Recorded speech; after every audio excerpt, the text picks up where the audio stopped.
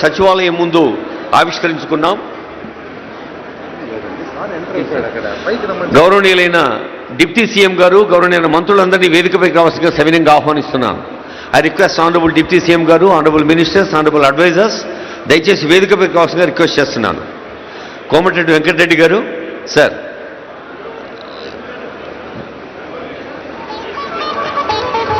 Honourable deputy CM గారు, honourable ministers, honourable advisors, వేదికపై కావాల్సిన రిక్వెస్ట్ చేస్తున్నాను.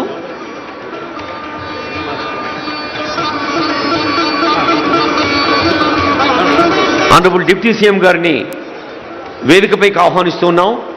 ఆనరబుల్ మినిస్టర్స్, రోడ్లు భవనాల శాఖ మంత్రులు కోమటిరెడ్డి వెంకటరెడ్డి గారి విభాగం నిర్వహిస్తున్న కార్యక్రమం ఇది. తెలంగాణ తల్లి రూపుదాల్చటంలో, ఈ విగ్రహ రూపకల్పనలో ముఖ్యమంత్రి గారి సూచనలు, ఉప ముఖ్యమంత్రి గారి సూచనలు, మంత్రివర్గం, ప్రజాపాలన ప్రభుత్వం వారి సూచనల్ని దృష్టిలో పెట్టుకొని తెలంగాణ తల్లి రూపురేఖల్ని రూపకల్పన చేసిన వారిలో రోడ్లు భవనాల శాఖ చేసిన ఒక తపస్సు లాంటి ప్రయత్నం మనకు తెలుసు.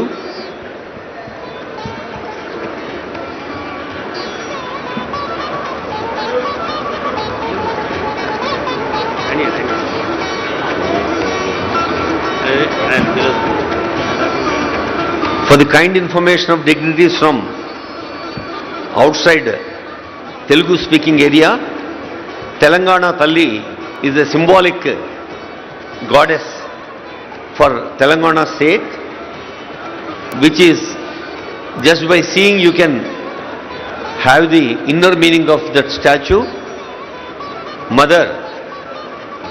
Motherhood, తల్లిదనం మనకు మానవ జాతి రూపకల్పనకి అత్యంత ప్రధానమైంది. యాదేవి సర్వభూతేషు మాతృరూపేణ సంస్థిత, నమస్తస్యై నమస్తస్యై నమస్తస్యై నమో నమః.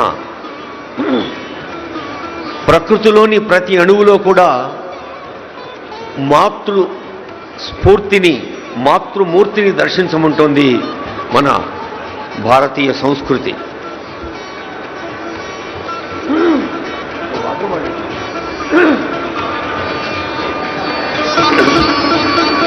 అలాగే యాదేవి సర్వభూతేషు జ్ఞానరూపేణ సంస్థిత, జ్ఞానము, ధ్యానము, తపస్సు,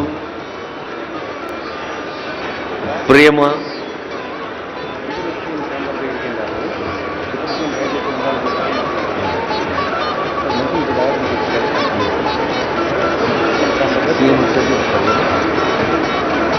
see, as per the instruction of senior officers here, I request ministers, CM ఛాంబర్లో ఉన్నారు, డిప్యూటీ సీఎం గారు, మంత్రివర్యులంతా.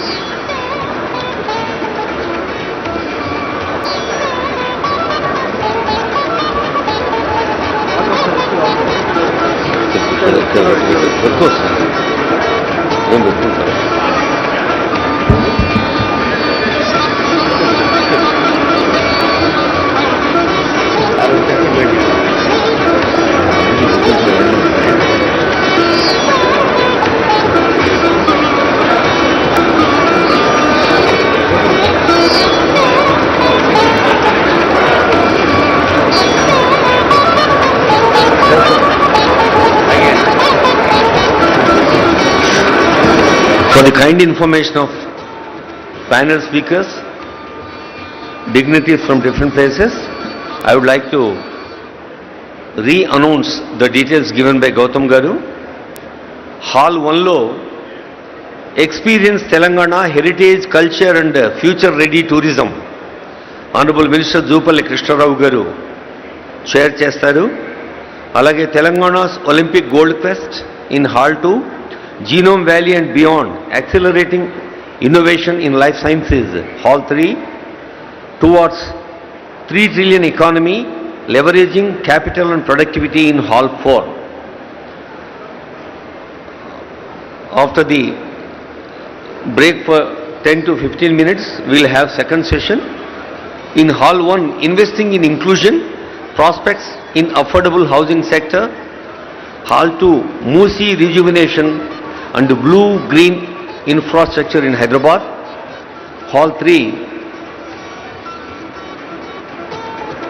Connected Telangana, integrated transport and urban-rural connectivity.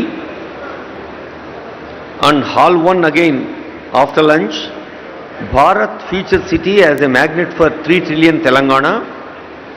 Hall 2, building Telangana's entrepreneurship ecosystem, ease of doing business. Hall 3, global capability centers in Telangana from scale to impact. Hall 4, innovative PPPs, harnessing private capital towards public goods. And last session is from 4 p.m. onwards, the creative century, India's soft power and the future of entertainment. You know, many illustrious personalities from Telugu film field, Tollywood, and we have heroes from Bollywood also taking part in this. Hall 2, inclusive prosperity, expanding opportunity for everyone. Hall 3, capital and growth, investment pathways, financial hub, strategy and high impact sectors. Hall 4 is startups for 3 million economy, Telangana 2047. దీంతో పాటు సాయంకాలం 6 గంటలకి evening 6 o'clock we have Telangana Rising 2047 vision document will be launched at 6 p.m. expecting all of you to be there. And 7 we have beautiful drone show, and 7:30 onwards we have dinner and cultural show. Thank you.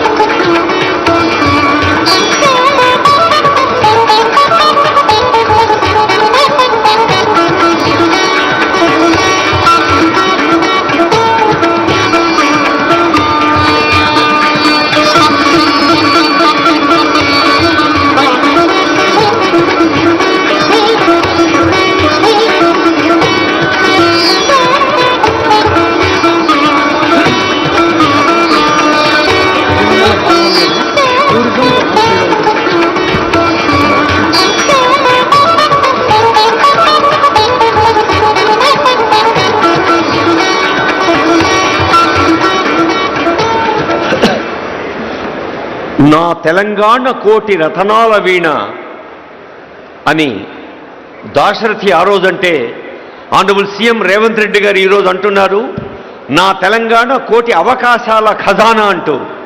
ఈ ఆపర్చునిటీస్ని సద్వినియోగం చేసుకోవటానికి all over the world should look towards Telangana. That is the dream by ప్రజాపాలనా ప్రభుత్వం. Honourable CM గారు, honourable deputy CM గారు, honourable ministers, honourable advisers, honourable CS గారు, DGP గారు, ఇంకా అందరూ వేదికపైకి వేయించేసి ఉన్నారు.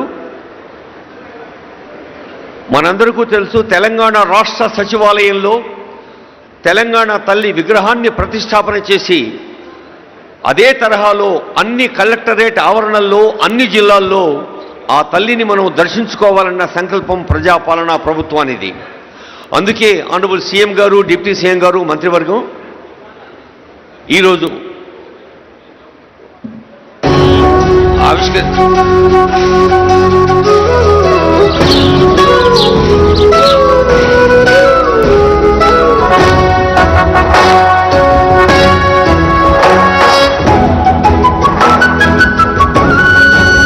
అక్కడ పుష్పాంజలి ఆనరబుల్ సీఎం గారు,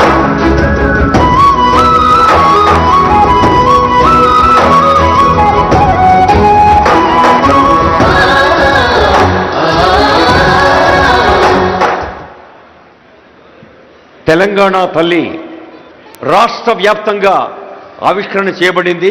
గౌరవనీయులైన ముఖ్యమంత్రి, ఉప ముఖ్యమంత్రి, మంత్రివర్యులు ఇప్పుడు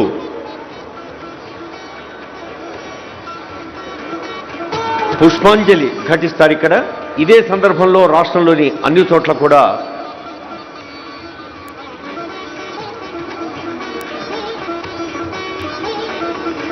తల్లికి నమస్కరించుకుంటూ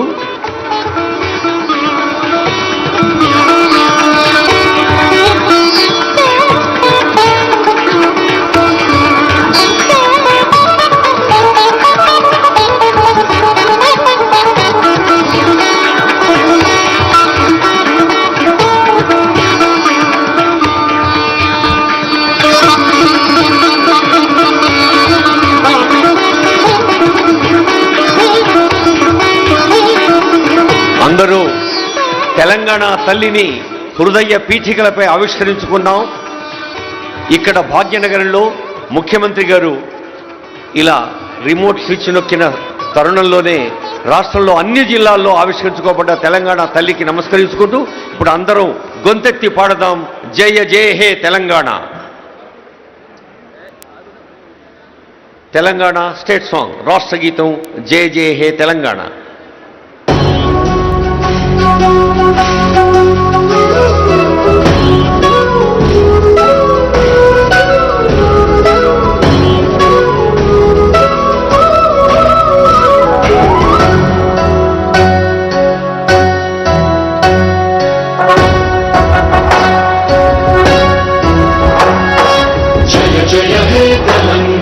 జననీ జయకేతనం ముకోటి గొంతుకలు ఒక్కటైన చేతనం తరతరాల చరిత గల తల్లి నీరాజనం పదపదాన నీ పిల్లలు ప్రణమిల్లిన శుభతరుణం. జయ తెలంగాణ జయ జయ తెలంగాణ జయ తెలంగాణ జయ జయ తెలంగాణ.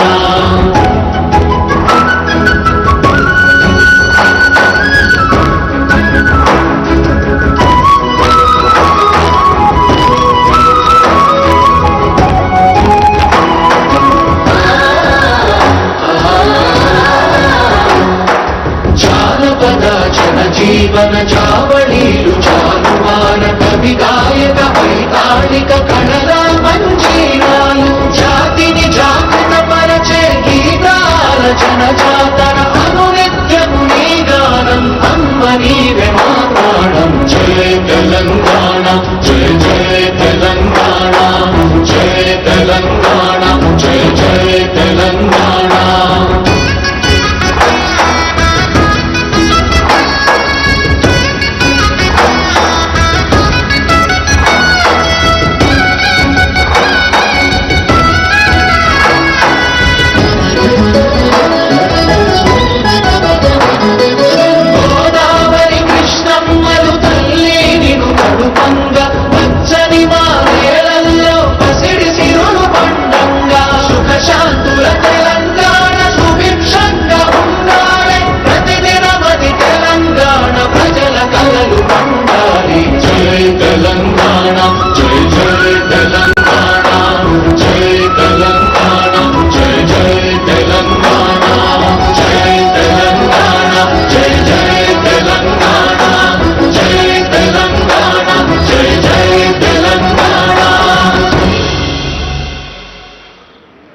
తెలంగాణ రాష్ట్ర వ్యాప్తంగా జయధ్వానాలు ప్రతిరోజు ప్రతిపూట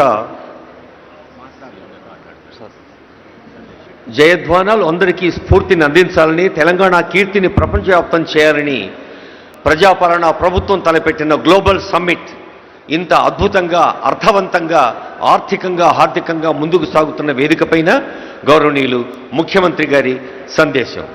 ఆనరబుల్ సీఎంస్ మెసేజ్.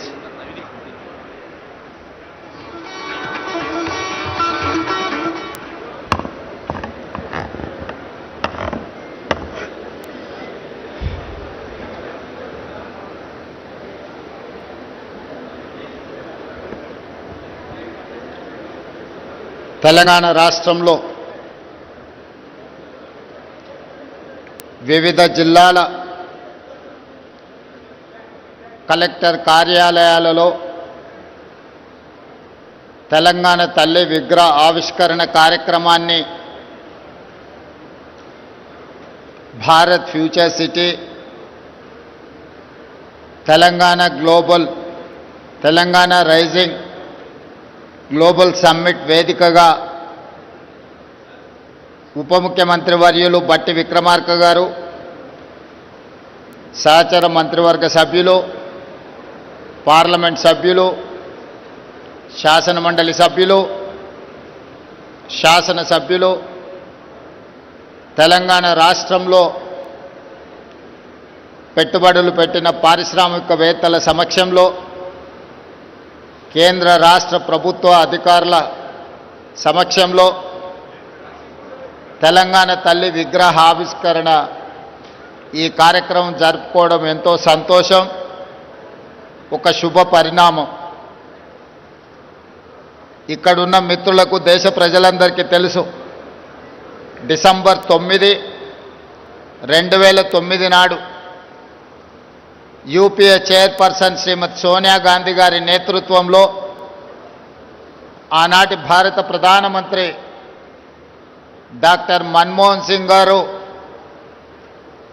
తెలంగాణ రాష్ట్ర ఏర్పాటు ప్రక్రియను ప్రారంభించిందని ఆనాటి హోంశాఖ మహాత్యులు చిదంబరం గారు ప్రకటించిన ఒక మంచి రోజు. చిదంబరం గారు డిసెంబర్ 9, 2009 నాడు తెలంగాణ రాష్ట్ర ఏర్పాటు ప్రక్రియను ప్రారంభిస్తున్నామని ప్రకటించడంతో 6 దశాబ్దాల తెలంగాణ ప్రజల యొక్క 4 కోట్ల ప్రజల యొక్క ఆకాంక్షను ప్రతిబింబిస్తూ యూపీఏ ప్రభుత్వం తీసుకున్న నిర్ణయం ఈ ప్రాంత ప్రజలకు సంతోషాన్ని, ఆత్మగౌరవాన్ని అందించినాయి. అందుకే తెలంగాణ రాష్ట్రం ఏర్పడిన తర్వాత మొట్టమొదటిసారి ఏర్పడిన ప్రజాపాలన ఇందిరమ్మ రాజ్యంలో డిసెంబర్ 9కు ఉన్న ప్రాధాన్యతను గుర్తించి 60 సంవత్సరాల ప్రజల యొక్క బలమైన ఆకాంక్షను నెరవేర్చిన పర్వదినాన్ని తెలంగాణ తల్లి అవతరణ దినోత్సవంగా జరుపుకోవాలని తెలంగాణ రాష్ట్ర ప్రభుత్వం అధికారిక నిర్ణయం తీసుకొని ప్రతి సంవత్సరం డిసెంబర్ 9 నాడు తెలంగాణ తల్లి ఆవిష్కరణ ఉత్సవాలను జరుపుకుంటున్నాం. అందులో భాగంగానే ఈనాడు పోయిన సంవత్సరం రాష్ట్ర పరిపాలనకు కేంద్రమైన సచివాలయంలో తెలంగాణ తల్లి విగ్రహ ఆవిష్కరణ చేసుకొని ఒక స్ఫూర్తిని పరిపాలనలో తీసుకొచ్చినాం. ఈనాడు తెలంగాణలో ఉన్న అన్ని జిల్లా కేంద్ర కార్యాలయాలలో తెలంగాణ తల్లి విగ్రహ ఆవిష్కరణను ఈ కార్యక్రమాన్ని జరుపుకోవడం ద్వారా ప్రజల యొక్క ఆలోచనను, దళితులు, గిరిజనులు, ఆదివాసీలు, మైనారిటీల యొక్క ఆకాంక్షల్ని నెరవేర్చడానికి ప్రతినిత్యం స్ఫూర్తి పొందాలని తమ దినచర్య ప్రారంభమైనప్పుడు తెలంగాణ తల్లి యొక్క ఆశీర్వాదం, స్ఫూర్తిని తీసుకొని సంక్షేమాన్ని, అభివృద్ధిని ముందుకు తీసుకెళ్లే విధంగా ఒక బలమైన సంకల్పాన్ని అందించాలి అని ఈనాడు మా ప్రభుత్వం నిర్ణయం తీసుకొని ఈ విగ్రహావిష్కరణ కార్యక్రమాన్ని మనం ప్రారంభించుకున్నాం. అదేవిధంగా మీకు అందరికీ తెలుసు, తెలంగాణ రాష్ట్రం యొక్క ఆకాంక్ష 2004 ఎన్నికల సందర్భంగా శ్రీమతి సోనియా గాంధీ గారు కరీంనగర్ గడ్డ మీద నుంచి ఈ ప్రజలకు ఒక మాట ఇచ్చారు. మీ ఆలోచన, ఆకాంక్ష నాకు తెలుసు, తప్పకుండా నెరవేరుతుంది అని ఇచ్చిన మాట ప్రకారం ఎన్ని ఒడిదుడుకులు వచ్చినా, ఎన్ని అవాంతరాలు వచ్చినా అధిగమించి శ్రీమతి సోనియా గాంధీ గారు తెలంగాణ రాష్ట్ర ఆవిష్కరణకు సంపూర్ణంగా సహకరించారు. ఈనాడు స్వరాష్ట్ర కళ నిజమై ఈరోజు తెలంగాణ రాష్ట్రంలో నిటారుగా నిలబడి సంక్షేమము, అభివృద్ధిని దేశంలోనే నెంబర్ 1గా తెలంగాణ రాష్ట్రం తీర్చిదిద్దుకుంటున్నది.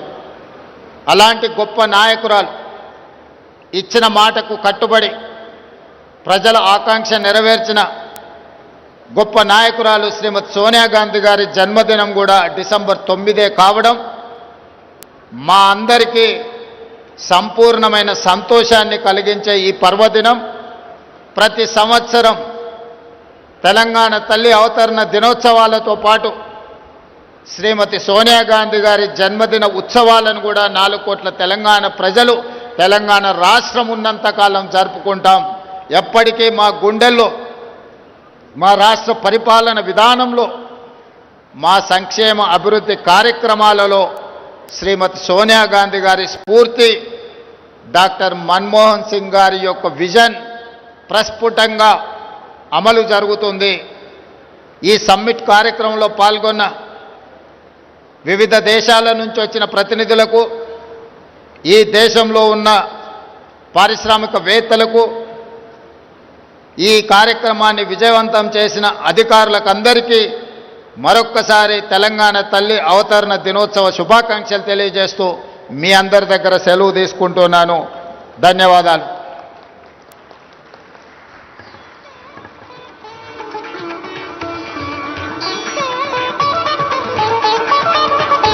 Honorable CM has greeted all the dignitaries from all over the world. On behalf of Honorable CM, Honorable Deputy CM and Honorable Ministers, Honorable Advisors, Government of Telangana is thankful to all the guests here. కోటి తెలుగుల బంగారు కొండ కింద పరచు కొండట్టి సరసు లోపల వసించి పొద్దు పొద్దున అందాల పూలు పూయు నా తెలంగాణ తల్లి కంజాతవల్లి అన్న దాశరథిని గుర్తు చేసుకుంటూ ఇప్పుడు ఇదే హాల్లో సెషన్ ఆరంభమవుతుంది. జీనోమ్ వ్యాలీకి వచ్చిన session. Hall number 1 genome valley, hall number 2 sports, hall number 3 tourism, hall number 4 $3 trillion economy.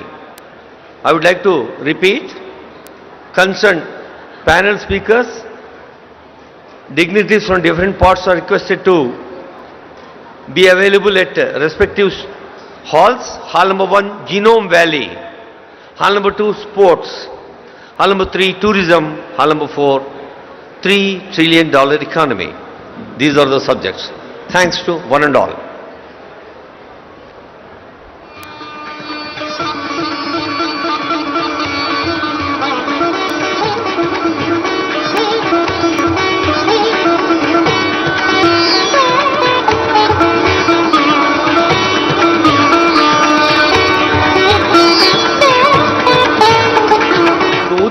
Sammakka Sarakka Telangana యోధుల బలము చూపే రామప్ప గుడిలోని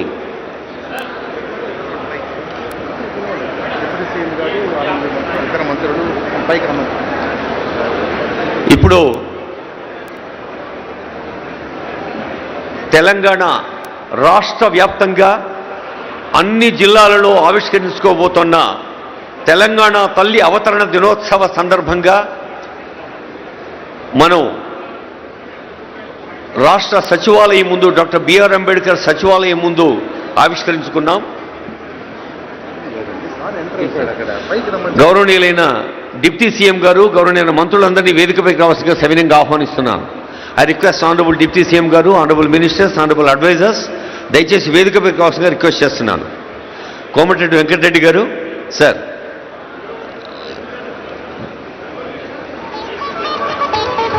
ఆనరబుల్ డిప్యూటీ సీఎం గారు, ఆనరబుల్ మినిస్టర్స్, ఆనరబుల్ అడ్వైజర్స్ వేదికపైకి రావాల్సిందిగా రిక్వెస్ట్ చేస్తున్నాను.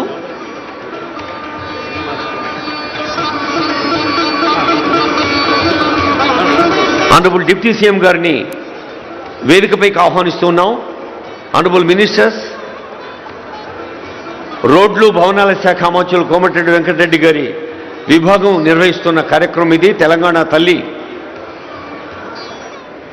మనందరికీ తెలుసు, తెలంగాణ రాష్ట్ర సచివాలయంలో తెలంగాణ తల్లి విగ్రహాన్ని ప్రతిష్టాపన చేసి అదే తరహాలో అన్ని కలెక్టరేట్ ఆవరణల్లో అన్ని జిల్లాల్లో ఆ తల్లిని మనం దర్శించుకోవాలన్న సంకల్పం ప్రజాపాలనా ప్రభుత్వానిది. అందుకే ఆనరబుల్ సీఎం గారు, డిప్యూటీ సీఎం గారు, మంత్రివర్గం ఈరోజు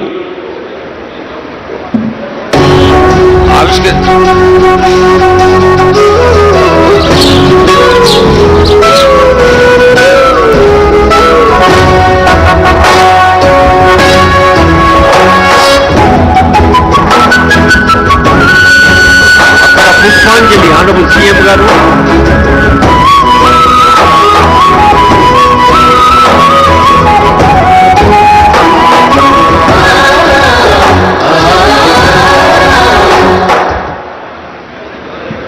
తెలంగాణ తల్లి రాష్ట్ర వ్యాప్తంగా ఆవిష్కరణ చేయబడింది.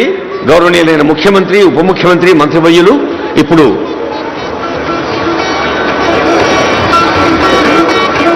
పుష్పాంజలి ఘటిస్తారు. ఇక్కడ ఇదే సందర్భంలో రాష్ట్రంలోని అన్ని చోట్ల కూడా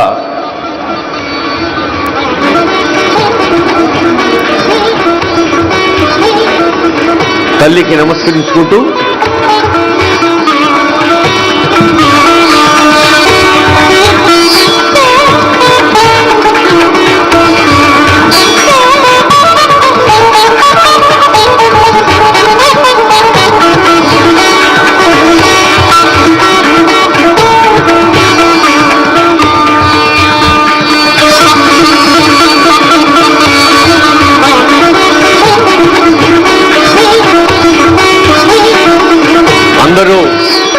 Shilpa Chakravarti, your host for the panel session.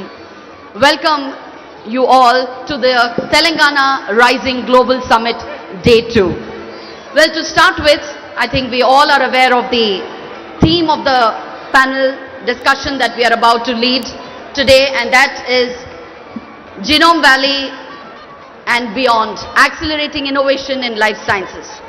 Genome Valley stands today as India's premier life science cluster and one of Asia's most advanced hubs from biotechnology, pharmaceuticals and biomedical research. Built on a vision to transform Telangana into a knowledge-driven economy, Genome Valley brings together world-class R&D centers, global pharma giants, biotech startups, manufacturing facilities, and the list goes on. To give us in detail and to lead the session and to give us a full insight about the discussion that we are about just to begin, I invite Mr. Sanjay Kumar, IAS, Special Chief Secretary, Industries and Commerce, to deliver his opening remarks and set the tone for the panel session. Ladies and gentlemen, please let's join hands together in welcoming Sri Sanjay Kumar Garu on stage. Thank you.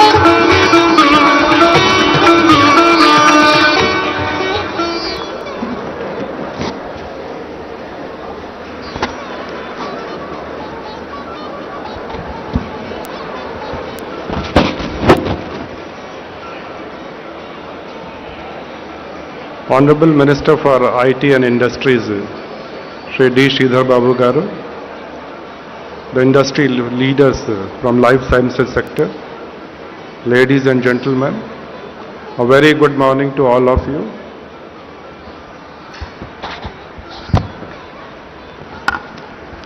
Done?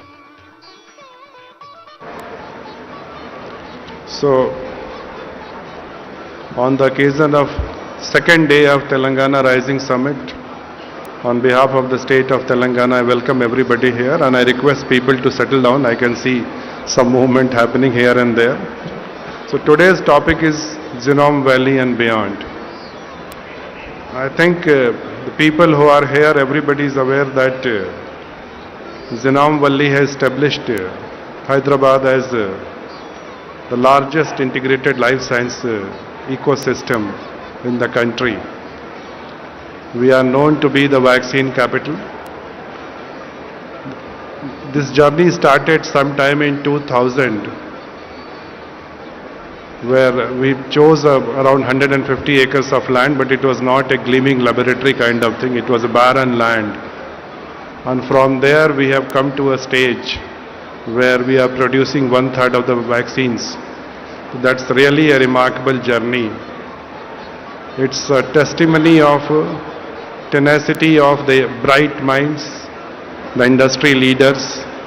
At the same time, it is also a testimony for the progressive policies of the state government, which has always invested in encouraging the young minds, creating an ecosystem where ideas can become life-saving solutions across the globe. During COVID-19, when entire globe was looking for vaccine and we being the most, right that time, second most populous nation, we had two vaccines which were invented and created in Genome Valley. One Covaxin, second Carbovax, which was done by Bharat Biotech and Biological Eve, now the global giants in the field of life sciences. And I'm happy to appreciate that but for these two vaccines, things would have been really scary. These vaccines help us save millions of lives, not only in India, but across the globe. Today, Genome Valley is home to more than 300 companies. That includes global giants as well as homegrown domestic big names. And we are proud to say that Genome Valley is providing the required medicines not only for the country but also across the globe. In fact, vaccine diplomacy everybody must have heard of during COVID period. That was mainly one of the major contributions of Hyderabad to the country. Today we are in Silver Jubilee year of Genome Valley, and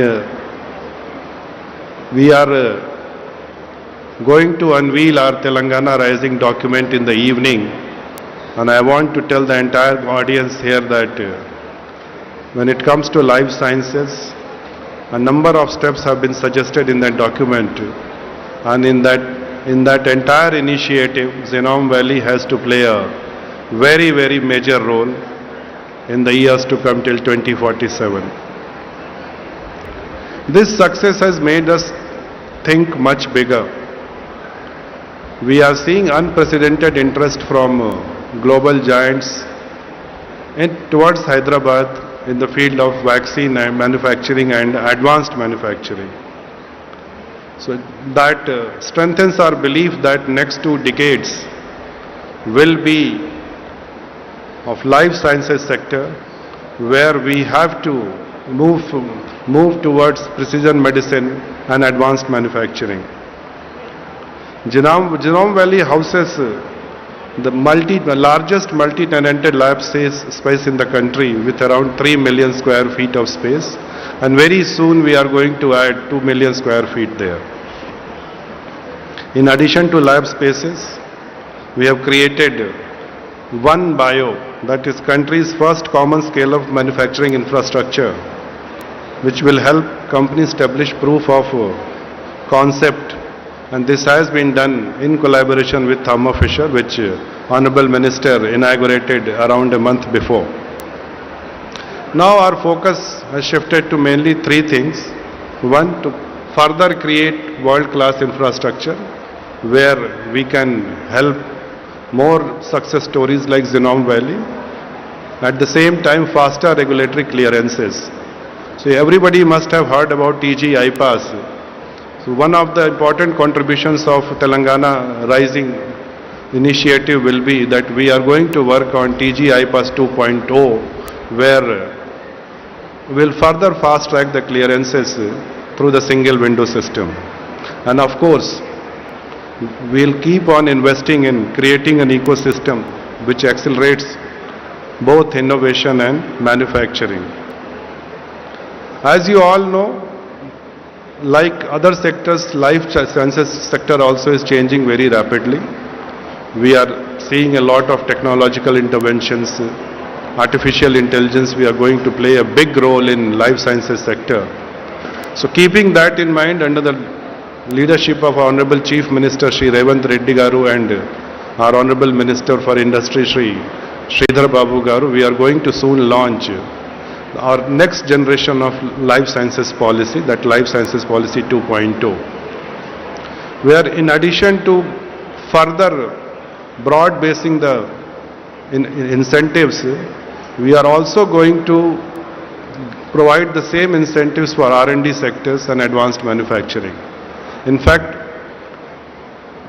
there was a long pending demand from the industry bodies to encourage R&D sector. In the new policy which we are going to launch very soon, that has been taken care where R&D has been given status of industry like whatever incentives are there for your manufacturing part, the same will be extended to research and development. And as you know, any success story has to have good collaborations, good partnerships. So we have forged partnership with regions like Flanders in Belgium and Queensland in Australia. And we are actively soliciting more and more such kind of partnerships which add value to this success story of Genome Valley. Today's panel brings together Honorable Minister and leaders from companies that have shaped Hyderabad's life sciences growth story. And I'm sure that this deliberation and insights will help us how to improve further on Genome Valley and to work towards creating life-saving solutions for the humanity as such. So, I look forward to this enriching discussion that how we can take this entire movement further and to take this to the next phase. Thank you.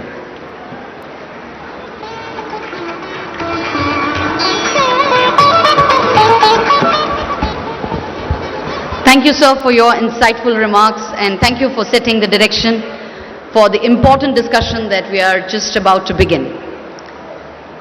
We are honored to invite on stage our session chair, Sri D. Sridhar Babu Garu, Honorable Minister for Industries and Commerce, onto the dais.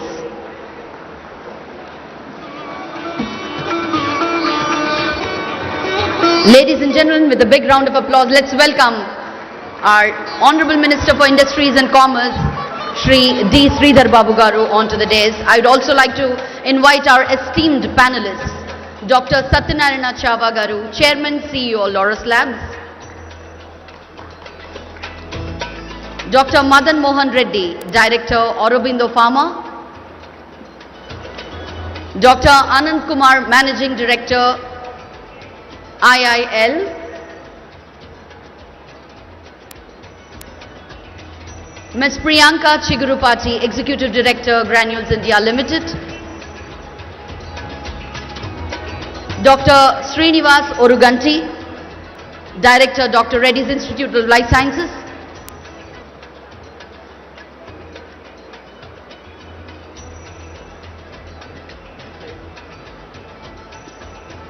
I extend my heartfelt welcome to all our esteemed and distinguished guests on stage, and now I request Dr. Srinivas Oruganti, Director, Dr. Reddy's Institute of Life Sciences, to lead the discussion.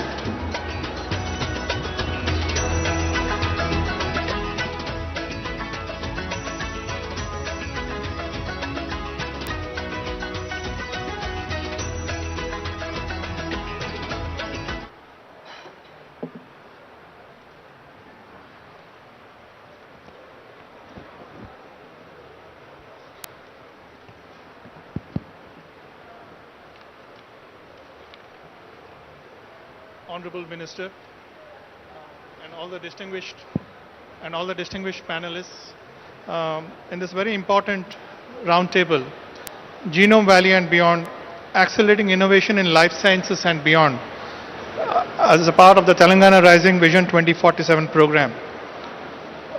Sri Sanjay Kumar has already given the context of how Genome Valley is going to play a very important role in the life science ecosystem from Telangana, with creation of a strong impact for the entire world. So when we look at Telangana right now, it's at a pivotal moment, celebrating 25 years of Genome Valley, but also preparing for the next wave of innovation under this 2047 vision policy. There are a couple of facts I would like to kind of highlight once more. The life sciences ecosystem is ranked 7th in the world, a very prestigious recognition as a part which has come from the CBRE Global Life Sciences Atlas 2045. It is more than 1/3 of the global vaccines are essentially shipped from this ecosystem. 269 plus US FDA approved facilities are present in the ecosystem. Clearly, we see that the entire life science ecosystem is transitioning from a manufacturing-centric hub to an innovation-driven powerhouse. So, in this context, I think we are very close to rivaling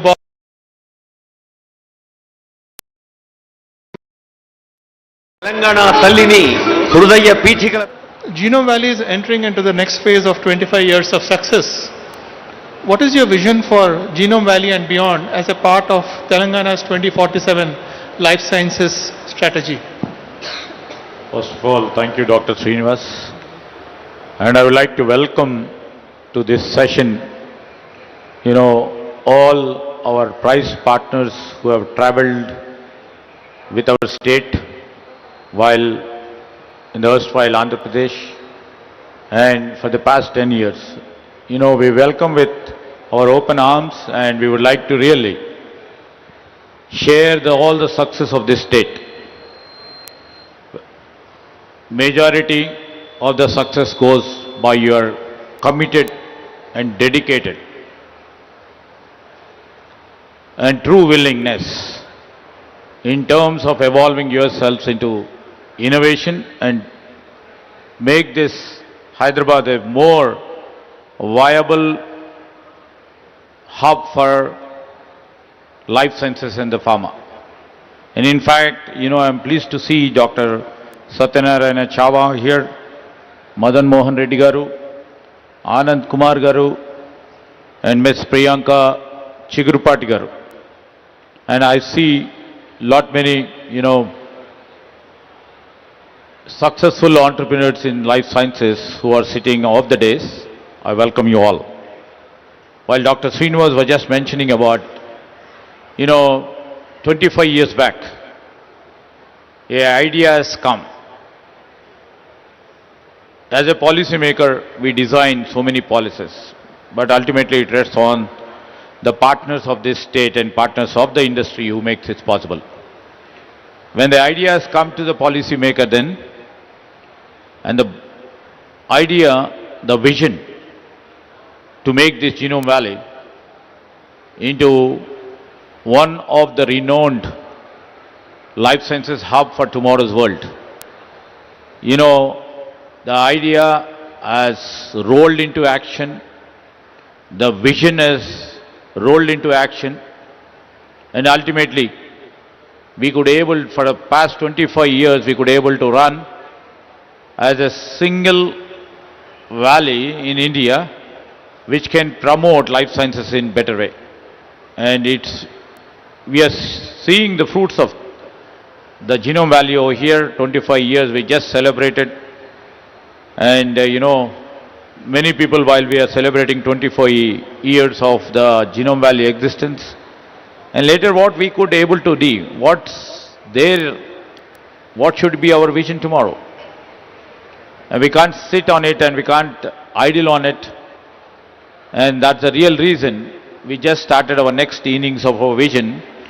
We have put One Bio, a platform for all the biopharma industries to incubate, to innovate, and to see that the incubation for the startups or the innovation which is required should be propelled and should be accelerated by the infusion of the government policies.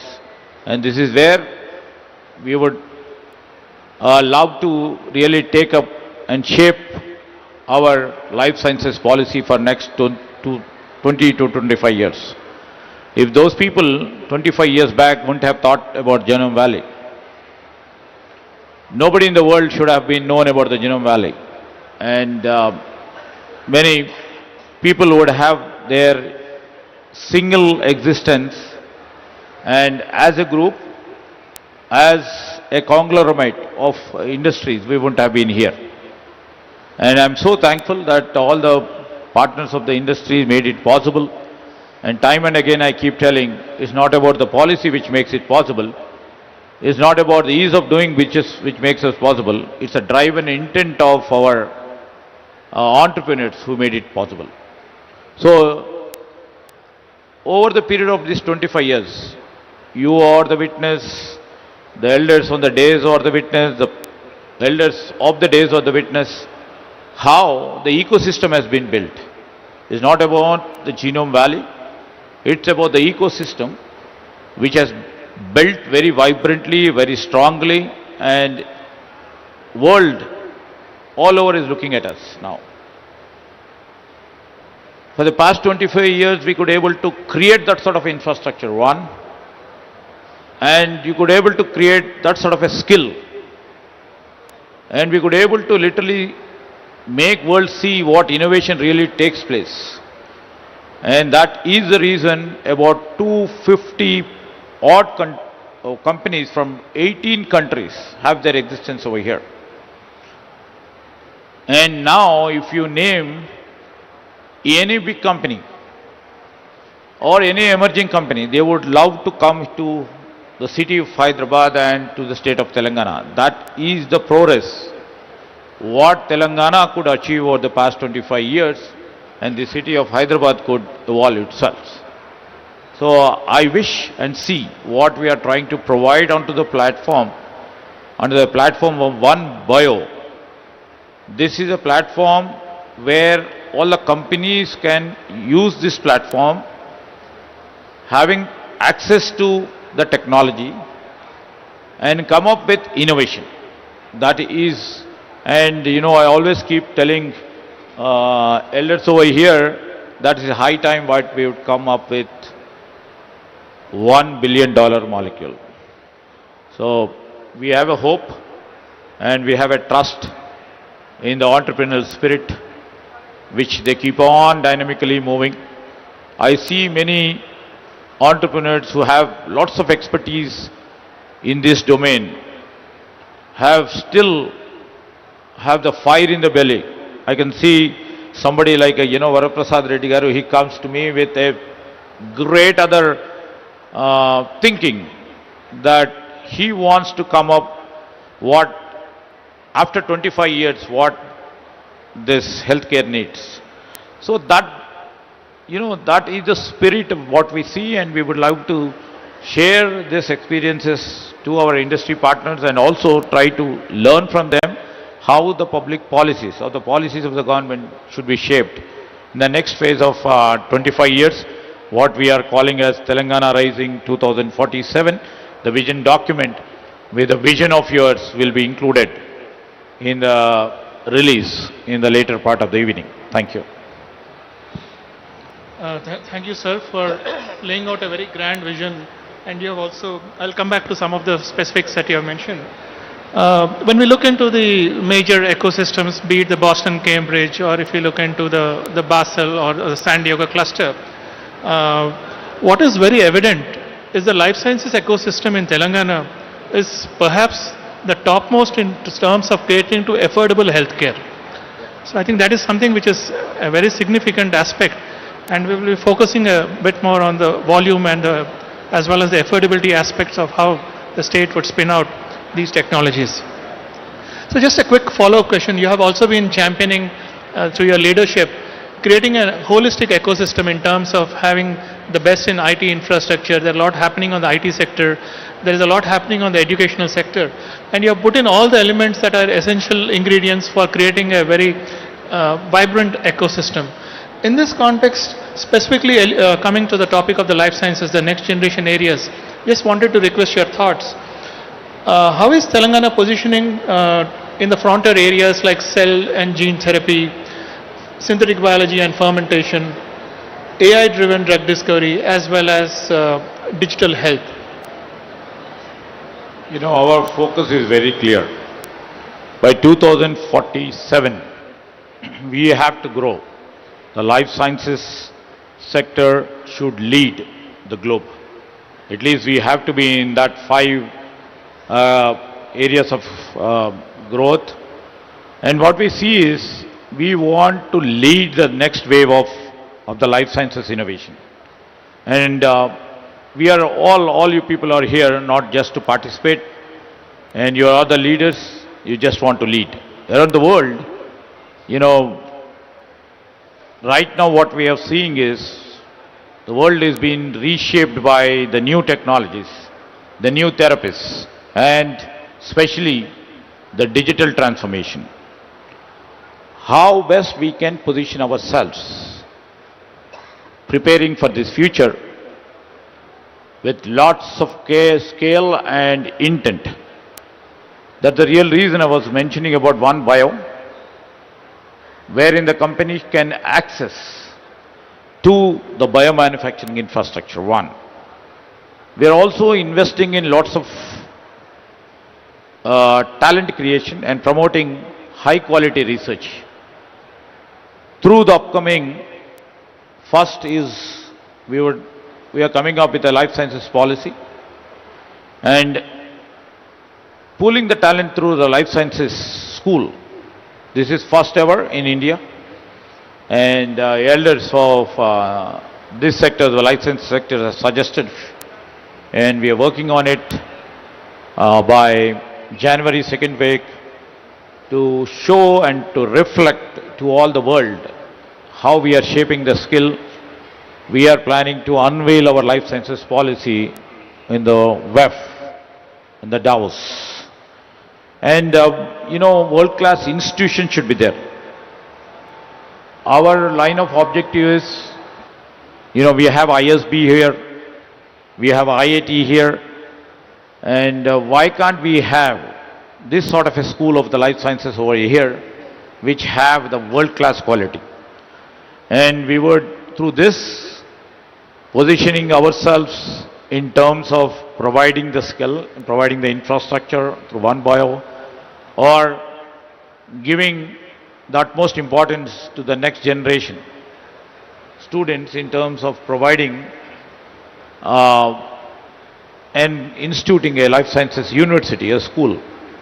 The basic objective of this school is to have the courses, the people who are interested in the life sciences, and at the same time, the company professionals or the executives who need reskilling and upskilling. And this life sciences school shall be useful for them, and the innovation really takes place at their level. This is what we are trying to do. And point two said is, while we are trying to project this, the elders on the days, because their input is more important. How to translate our policy, our vision into action is into their hands. We are there only to facilitate, to give impetus to their thoughts. So this is our vision, to make our Telangana to lead the next wave in terms of the life sciences innovation. Thank you, sir. I think you have kind of mentioned about the talent pool creation, which is going to continuously contribute as we embark on this strong journey of innovation, and at the same time continuously evolve the different paradigms. So let me then shift to, I think we are looking at three focus areas which would help strategically plan the entire vision for 2047 and upping the innovation to the next level. The first would be on the volume to value, because it's often believed that India is third in terms of pharmaceuticals, in terms of volume, but we are somewhere around the 13th or the 14th in terms of value. And it is believed that a significant contribution to value would come from these complex products, sterile injectables, and then we are looking into the new therapies. So there is clearly a wave that we witness in terms of strategic positioning into the complex areas. So with a focus on volume to value, let me first request Dr. Satyanarayan Shava. So India's API competitiveness, in fact we have mentioned this in some of the meetings earlier that I have personally heard, is shifting from a cost advantage to an innovation advantage. What are the capabilities that the Genome Valley and ecosystem should build to support specialty APIs, fermentation-driven products, and also complex biologics? And we know that Laurus has been making a foray into some of this very complex product development. I would love to hear some of your thoughts on this. In the current industry environment, there is a significant need to invest in innovation and also manufacturing. India needs both. we are not a service-based economy, not yet. So we need manufacturing. To get the competitive advantage, we need to overlap innovation and manufacturing. The bigger the overlap, the bigger the success. To do that, we have to create some centers of excellence. For example, which you are heading, Center of Excellence for Flow Chemistry. India has to demonstrate its capabilities. And India has done significant contribution to many areas. For example, as everybody is aware, Hyderabad is a capital of vaccines. So, Hyderabad-based companies also supply 75% of the world HIV drugs. So that is also a big contribution made. They also made the HIV treatment more affordable. In 2010, HIV treatment used to cost $350 per year per patient. Today, you can remove 1 zero.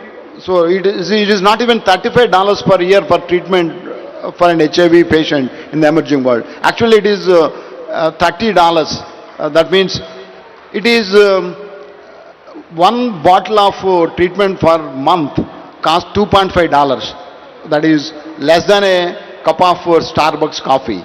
So that is the kind of innovation done by the companies based out of Hyderabad. They couple scale and knowledge together. That is one good example. And second example is the Indian industry is fortunately in the earlier days was dominated by chemistry. But the understanding of biology is so much right now, I think people are focusing more onto biology. If you look at the nature is more powerful than all of us. So the way you understand biology can define the future of healthcare industry, in my opinion. Enzymes, fermentation, cell therapy, gene therapy, drug conjugates, all these will define the emergence of especially Hyderabad in this. See, India is known as a reverse engineering pharmaceutical industry. China is also did that, but China is not a fast follower. They became a fast innovators now. So 1/3 of the drugs discovered in the global scenario comes from China.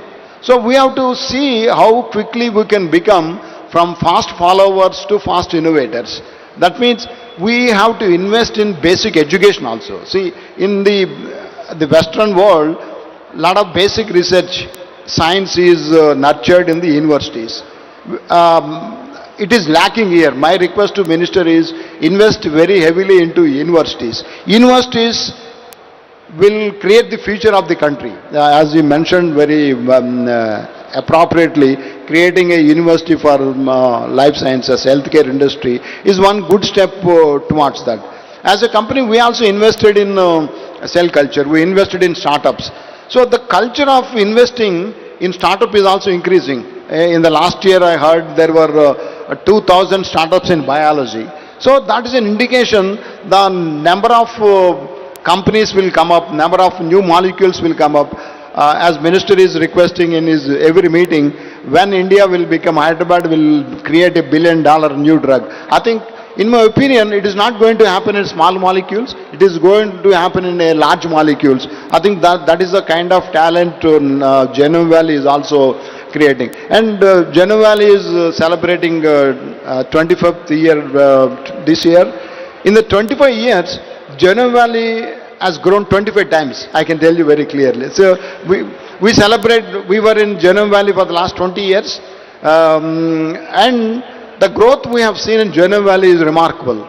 That was because of the good governments and also good governance and also the availability of talent within this region attracted so many people. As Minister said, we have 30,000 scientists in Genome Valley. You name any company in India, they have a R&D there. You name most of the global companies have also presence there. So, in my opinion, the new modalities like flow chemistry, biocatalysis, fermentation, cell and gene therapy. India can put, and Hyderabad especially, can take lead in these modalities. Instead of following, we can have the ability to lead. That means if you have to lead, you have to choose the recent advances in science. We can't take the very old chemistry and try to do that. So if companies focus on cell therapy, gene therapy, drug conjugates, biology, flow chemistry, I'm sure Hyderabad companies and companies based out of Genuine Valley can lead the space. It's truly, I think, creating strategic leadership and impact. Laura's involvement in trying to bring together CAR-T at a both accessible and affordable via ImmunoAct. And these are something which is kind of inspiring, not just for Telangana, but for the entire country as well. Let me shift to Dr. Madan Mohan Reddy and continuing the discussion on volume to value transition. While retaining the dominance on volumes, I think it's very important to create high impact innovation at scale. Aurobindo has made strong moves in injectables, biosimilars and specialty products. What strategic advantages does Telangana offer for scaling these value-oriented verticals?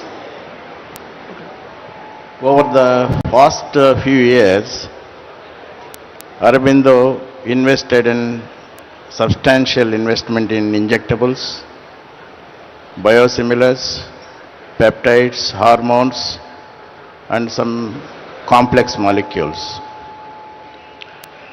These are all required lot of money to invest on these products. Where we required is the strong ecosystem. Without that, I don't think we can achieve the results. Telangana provides exactly that. If you take three areas of importance for this ecosystem, is one of that is that infrastructure. The infrastructure is exceptional in Telangana. Genome Valley, Medical Device Park, existing mega parks, future more number of industrial parks like Genome Valley will give entire value chain from discovery to process development, process optimization, commercial, and then in the large scale way it can help. These are all can happen only when there is a good environment in the ecosystem, especially like the utilities, especially what you can call it as power. Quality power must be there for the industry, and the land availability, and then skilled manpower. All these things, it will help to industry to go for this type of development. The second important concern is the talent pool. Talent pool in Telangana is unmatchable in India. The institutes like DRILS, CCMB, IACT, NIPER, and there are pharmacy colleges, biotech schools. These are all continuously generating lot of professionals in the line of this regulatory, this analytical experts, then microbiologists. This is that what these institutes are doing to help this ecosystem make sure that we are all successful. The third point is government partnership. It has been a real differentiate. These environment approvals, the product approvals, these are all will go for that quickly can scale up and go into the commercial. These are also help. These are the three areas where I feel there is a lot of the dependency on this particular Telangana on this subject. Thank you, Dr. Madan Mohan Reddy. If you were to look at specific areas from the context of 2047, which one do you think would require a greater priority, and also we need to improve the ecosystem. Long-acting injectables, peptide therapeutics, or in general the complex generics? Before that, actually, here today, if you want to sustain this, especially today regulations, I think everyone might be seeing, day by day, the expectations are going up like anything. Thanks to technology and then regulators, the way they are working on this, their expectations are becoming very, very stringent. If you want to meet those expectations, especially I feel there are 4 areas where we should be able to concentrate. One is Center of Excellence for Quality Systems. For this, we need facilities to provide GMP experiences and stimulation for aseptic behaviors and media fields, smoke studies. These are all require some type of stimulation studies for the students before joining with the industry. It will help industry to meet those requirements, whatever that regulators are expecting. Probably this will help us to quickly can apply at the shop floor. The other one is that collaboration with the regulatory science platform, where we need to have, government has to create a hub for this type of meetings, academic and industry and regulators all together, to make sure that to have workshops, mock audits, mock inspections, scientific advice forms and ICH harmonized training programs must happen. That is where at least we can have strengthened this, particularly on this expectation of the regulators. The third point is rightly said by Sridhar Babu garu about digital quality transformation is very important for the industry. Quickly we need to go into EBMRs, MIS and LIMS and whatever is possible in the industry, try to convert into a digital where we can minimize the risk. At least we can have a better compliance, and also the partners who is going to work with us, they will be happy with this type of systems where we have. It is going to be an advantage for the industry to move forward. The fourth one is that, what is that workforce development? Even though there are people are working at the shop floors, always we need to continuously, we need to work towards that improvement of their skill. We should be able to have a lot of regulatory meetings, training programs. This is that what industry has to spend a lot of money on this to make sure that on the compliance part.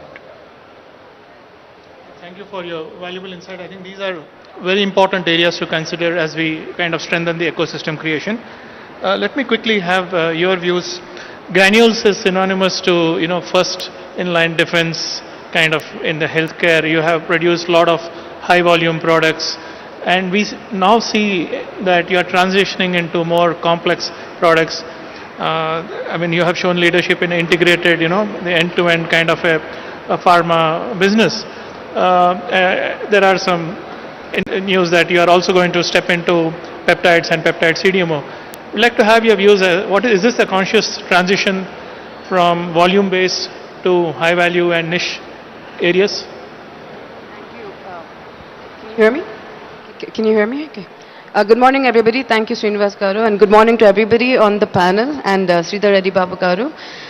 First of all, I just like to say that I resonate with everything Satyanarayana garu and Madan Mohan Reddy garu said about innovation and moving from high volume to high value. But from my perspective, one thing that I definitely want to emphasize is how much ever high value products you get into, I think it's very important for companies to focus on the basic essentials. And value can be defined in very many ways. Even a simple product that a patient needs on a day-to-day basis, if made in a very different way, can be, in a very innovative way, can be made very cost efficient, and that in itself can create a lot of tangible and intangible value for a country like India and for a state like Telangana.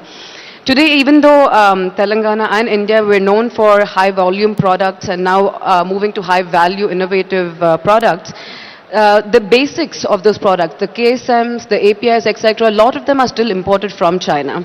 And that is something I personally think we should focus on in a very different way. I'm not saying just cost, but make them in a sustainable manner. So in my opinion, while we and even Granules focuses on more value-added products and also on more innovation-led products, our innovation and our request to the government is to support companies like us in a way where, say, green technologies, say continuous improvement processes, energy-saving route processes are all provided grants for, provided subsidies for, or encouraged. And I think that would provide some sort of a strategic national infrastructure that Telangana should be proud of. And doing that will put us ahead of many other countries in the world. Thank you. I think you kind of alluded to what would also follow, to have a quick view on building the greener and more sustainable ecosystem for the infrastructure. Dr. Anand Kumar, your perspective would be very important because we are a volume-driven vaccine player, but there appear to be important areas like vector-based vaccines, mRNA-based platforms, and also looking at recombinant subunit constructs. How is ILL, Indian Immunologicals, navigating through this transition to more complex areas, and how do you think the ecosystem can gear up to support a kind of a leadership position again in this high technology, high intensive areas? Good morning. Good morning, everybody. Thanks for this question.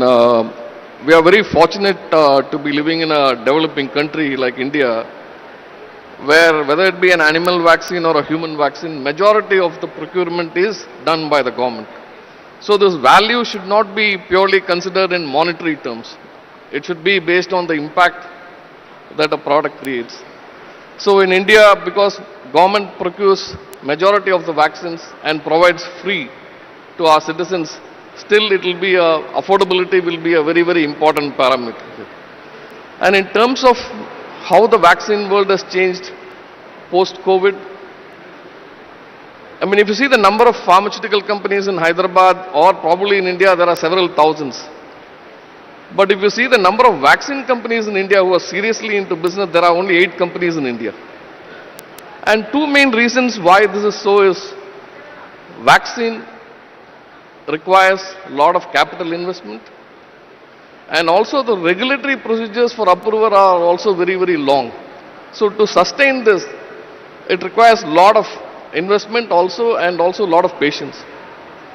Now, having said that, a lot of changes are happening, especially COVID gave an opportunity for many, many technologies which were just developed at the university levels but were always kept on the shelves. But COVID gave a great opportunity to bring them all, especially vaccines which used mRNA and also the adenoviral vector vaccines. See, we as an organization, I mean, we have been in Hyderabad since 1982. As a company which has made both animal and human vaccines, we are the single largest contributor to India achieving self-sufficiency in the field of vaccines. Now, what would be the future like? Now, with newer technologies and also newer mechanisms of delivery, this game is going to change. One is, there is a lot of emphasis on mRNA vaccines, which got introduced as a part of the COVID, which gives you tremendous speed to develop. And it also doesn't require huge capital investment. And so what this would do is it would allow many players to come into the space. And currently the mRNA vaccines are prohibitively expensive because of the technology at the present state. But as months and years come by, I'm sure, because there are now self-amplifying mRNA, which the dose required is 1/10 of what is required at the present moment. So that will significantly reduce the cost. And also now artificial intelligence is being used in vaccines in a big way. For example, artificial intelligence is used to select a vaccine antigen within a virus or bacteria which can give you a longer duration of immunity. See, duration of immunity, especially given our population of 1.4 billion, it's not feasible or practical to bring people into the clinics for vaccination very often. So the vaccines developed for the future should be something where you administer once and the frequency should be very, very minimal.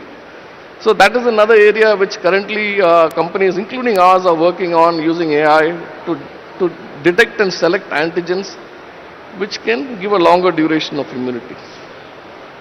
Then third thing is,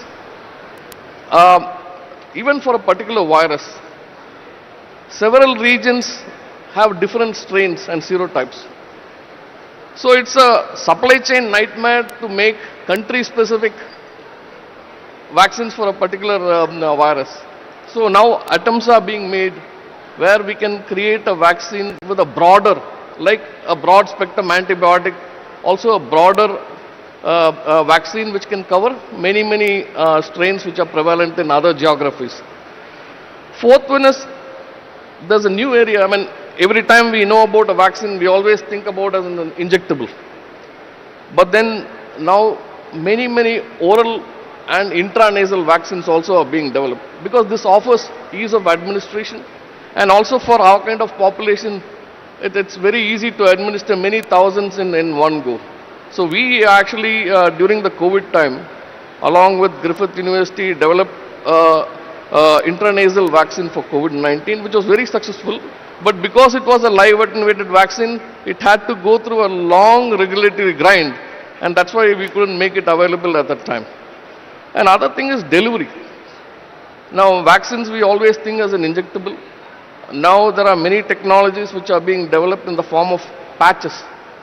So especially for children, you need, the needle is a very painful thing, and also the needle uses a lot of plastic. So now microarray patches are all being developed, which help in delivery. So we also are developing patches for our measles rubella vaccine. Also we are trying out for the hepatitis B vaccine. Another thing is about thermostability. Maintaining a cold chain, also supplying vaccines through the cold chain is a very expensive affair. So quite a lot of effort is also going on trying to make vaccines which are much more thermostable. So these are all areas which we are developing, and of course in India or in any developing country, while you address the science part, always you should make in mind that it has to be accessible and also affordable. And we have been here in Hyderabad, our first manufacturing plant started in 1982 in Gachibowli, and later we also have two plants now in the Genome Valley Biotech Park. The first one started in 2012, and now we are establishing another plant spending about 700 crores, which will be mainly for animal vaccines, both for India and also for outside. Thank you, Dr. Anand Kumar.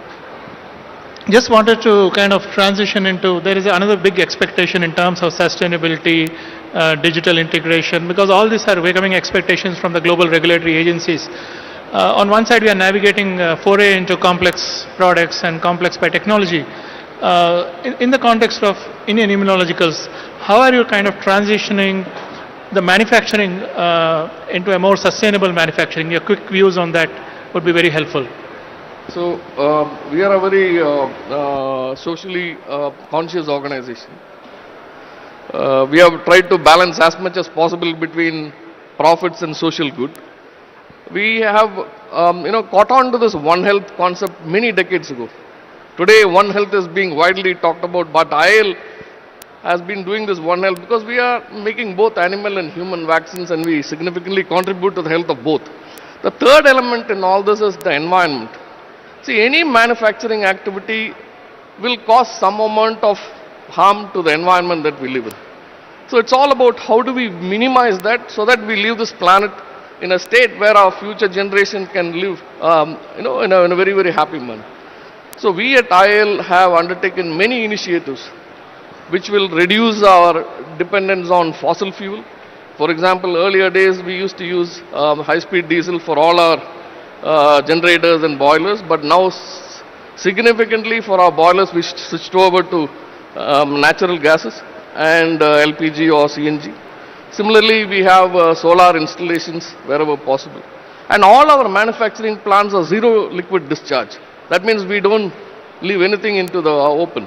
So we recycle and reuse nearly 30 to 35% of the water in our manufacturing plants in such a manner that our consumption also is significantly reduced, because you have to be very, very cautious about the power and water utilization. Plus, we have automated a lot of our manufacturing in such a manner that we can make more and more by using very less resources. So automation did give about 20 to 25% increase in yield. So thereby we are able to use very little resources. And also, like any other organization which is very, very active in the space of quality, all the systems that we implement ensures that all the waste is reduced to a significant level. So many, many objectives of this nature, and also as a part of our CSR activities, we significantly contribute in the space of providing biogas units to many, many households. So there also we address the environment aspects this way. Thank you, Dr. Anukumar. In the remaining few minutes, maybe I'll try to request a quick view of Dr. Satyanarayana Chava.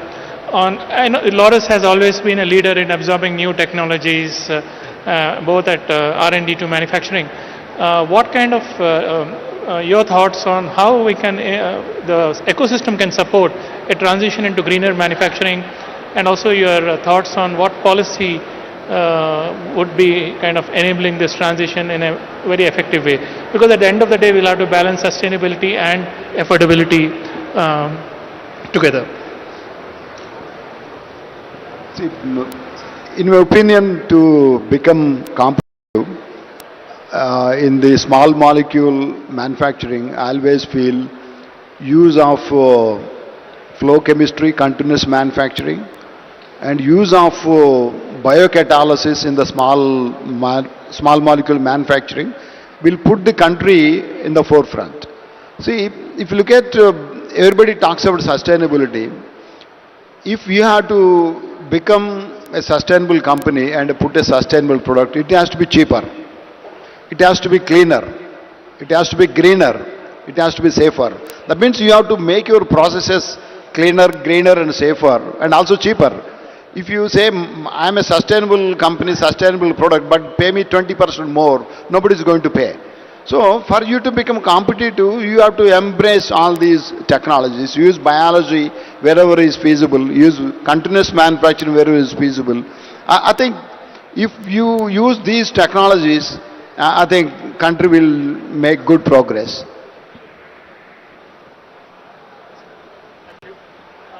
Moving on to Ms. Chigurupati. There is this transition of manufacturing to sustainability, and there is a lot about science-based targets initiative and looking into the carbon footprint, circularity. We know that Granules is making strategic moves in terms of, complying with these expectations. Can you please maybe highlight for all of us what is Granules doing and why? And why? I think Dr. Chava just answered that. It's the need of the hour. But I think Granules has been one of the first companies that has declared its SBTi targets for net zero by 2050, which is very much in line with even Telangana's targets and the country's targets, and 42% reduction by 2030. Of carbon emissions. The second thing that we have done is we have also committed to a progressive shift to 100% renewable energy by 2032. We've also adopted a lot of green chemistry, and like Dr. Chava said, continuous processing, etc., into the most basic products and even the future value-added products that we are embarking upon right now. And on the G side of things, Pharma Pathshala is one thing that we have really taken upon ourselves, and it's actually something that Chairman, it's very close to Chairman's heart, that will actually enable skill development to do all these things going forward. So in Pharma Pathshala, we essentially hire rural children from rural areas, 16 to 17 year old boys and girls. We educate them, we teach them industry-specific skills, then we give them employment in our company for 3 years and a diploma while all their costs are taken care of. So I think all these put together are a part of sustainability targets, ESG ratings, as you can imagine.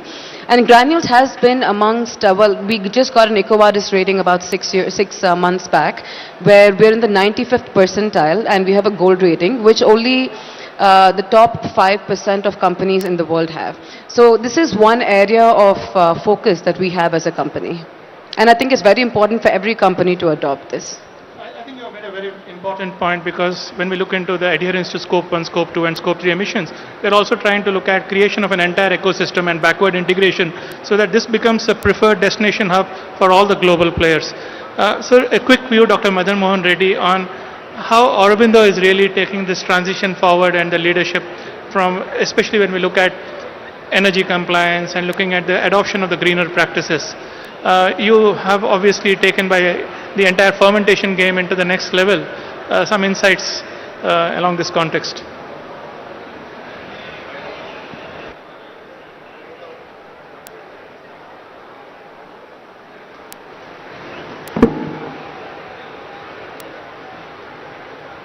By 2047, sustainability will be the regulatory requirement, not a choice.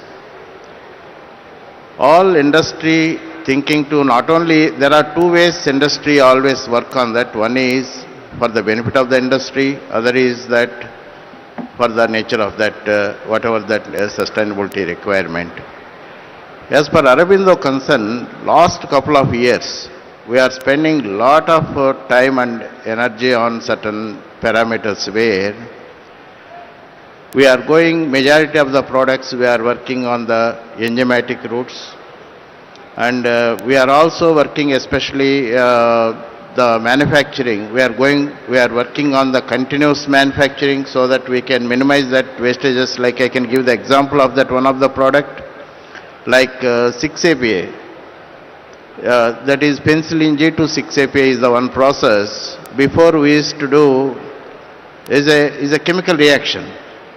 Now it is an enzymatic reaction where water is the only one requirement. There is no any chemical involved in this. Enzyme and then water is the requirement. So today what Dr. Satyanarayana said rightly, China, they are all working on this purely, every product they are working towards that enzymatic routes. The reason is we can minimize this, all these solvents, all these chemicals. So every company is working in the direction. And also on the energy part, if you go and then see today, we are all working towards this solar systems where we are spending a lot of money on this, especially power is the second highest cost in our manufacturing after this raw materials. The utility cost is the highest cost in our manufacturing.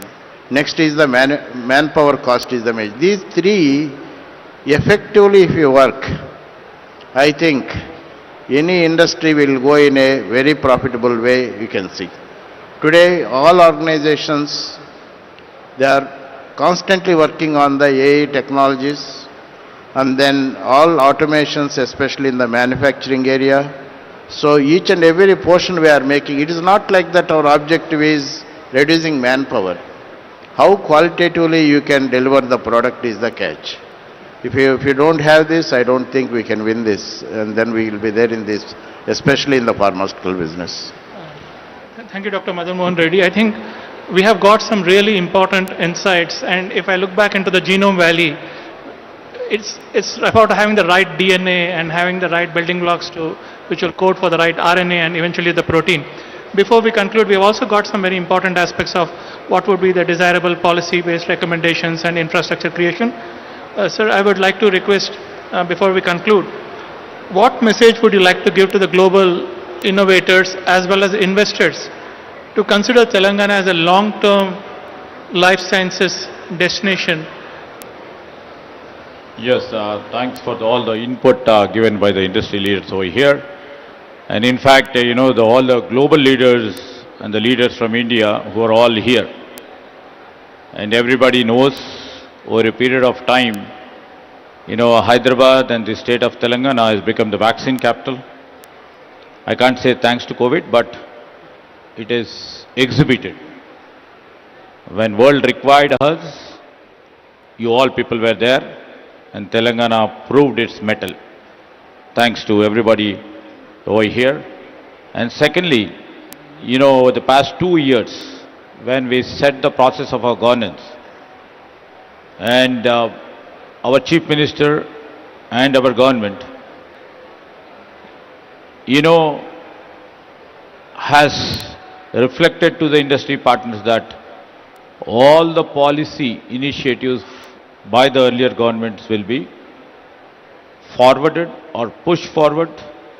And over the past 30 years, if you have seen, the industry ecosystem over here has proven that even though different ideological, political leaders exist on governance, our perspective, our focus will be to develop the industry and to see that the fruits of this industry will be shared among our people. And that's how, these 2 years too, we were very keen to enhance the policy initiatives, which shall be globally competitive, and we will rise to the global standards of our policy making. And this is how, the great excellent team what we have in the government, we could able to really get about 63,000 crores in just 2 years as investment from different global partners. And thanks to all the industry partners who have trust in us, who have accepted the leadership over here, and who would like to take the advantage of the ecosystem which is available over here. And everybody knows this, Hyderabad and this state of Telangana is home to 8 of the world's 10 pharma companies and about 2,000 life sciences firms. I wish to tell you that the firms all put together value about $100 billion over here. So my message to the prospective investor over here, whatever the great leaders on the days or off the days who you interact over a period of this day will reflect what is the great ecosystem available over here, what is the potential available over here, and what the nuances of the government is taking. And secondly, to mention, to reacting to the industry leaders here on the days, when Satyagaru was mentioning about universities. So we are specifically trying to focus on the areas of the domain expertise universities and also the general universities, the common universities. And we have come up to all the people over here, the new initiative which our government has taken is to come up with a Young India Skills University to impart skills, only specifically to skills which are required by the industry. When we found that there is a gap between academia and the industry, so the gap has to be filled. How do we fill it? The classic example is when we have come up with the life sciences university, the skills university, and I would like to mention, it is totally industry driven. The industry captain like Anand Mahindra is the chairman. Government as such only facilitates the running and the governance of the university. And many industry partners, the captains have come to share the burden of teaching and training the students who come over there. And in terms of the life sciences and the pharma, I would like to mention when we have floated this, initially, the first taker was Mr. Satish Reddy of Reddy Pharma, Reddy Labs. 2 batches have come out, and those people who are skilled only specifics to the life sciences. They have been attracted by mostly by the Dr. Reddy Labs, which is a win-win situation for them because they will be ready on the job, ready for the job on the day one. Likewise, we have sectoral training in this life sciences university, in this skill university. So when, our director was mentioning about to float a life sciences specific domain expertise university, we jumped into the idea, and skilling as such is a most important criteria for us, for our government too. And that's how we have come up with the life sciences university. So I wish to mention before all the global investors over here that please come and join us to build the world-class life sciences system. Telangana is a place where you should be there. With, all the people were just telling that we have the world-class infrastructure. And I'm not, selfish to say we have very, very proactive policy environment over here. And thanks to all young students and young employees who have the high quality talent here. And the spirit of the deep scientific capability is here in Hyderabad. And strong regulatory equipment is placed in Hyderabad. So these are all important aspects. When you come and partner with us, we will try to provide you all with us. We always see the global companies as a partner would be shaping their future and also they're shaping our state future.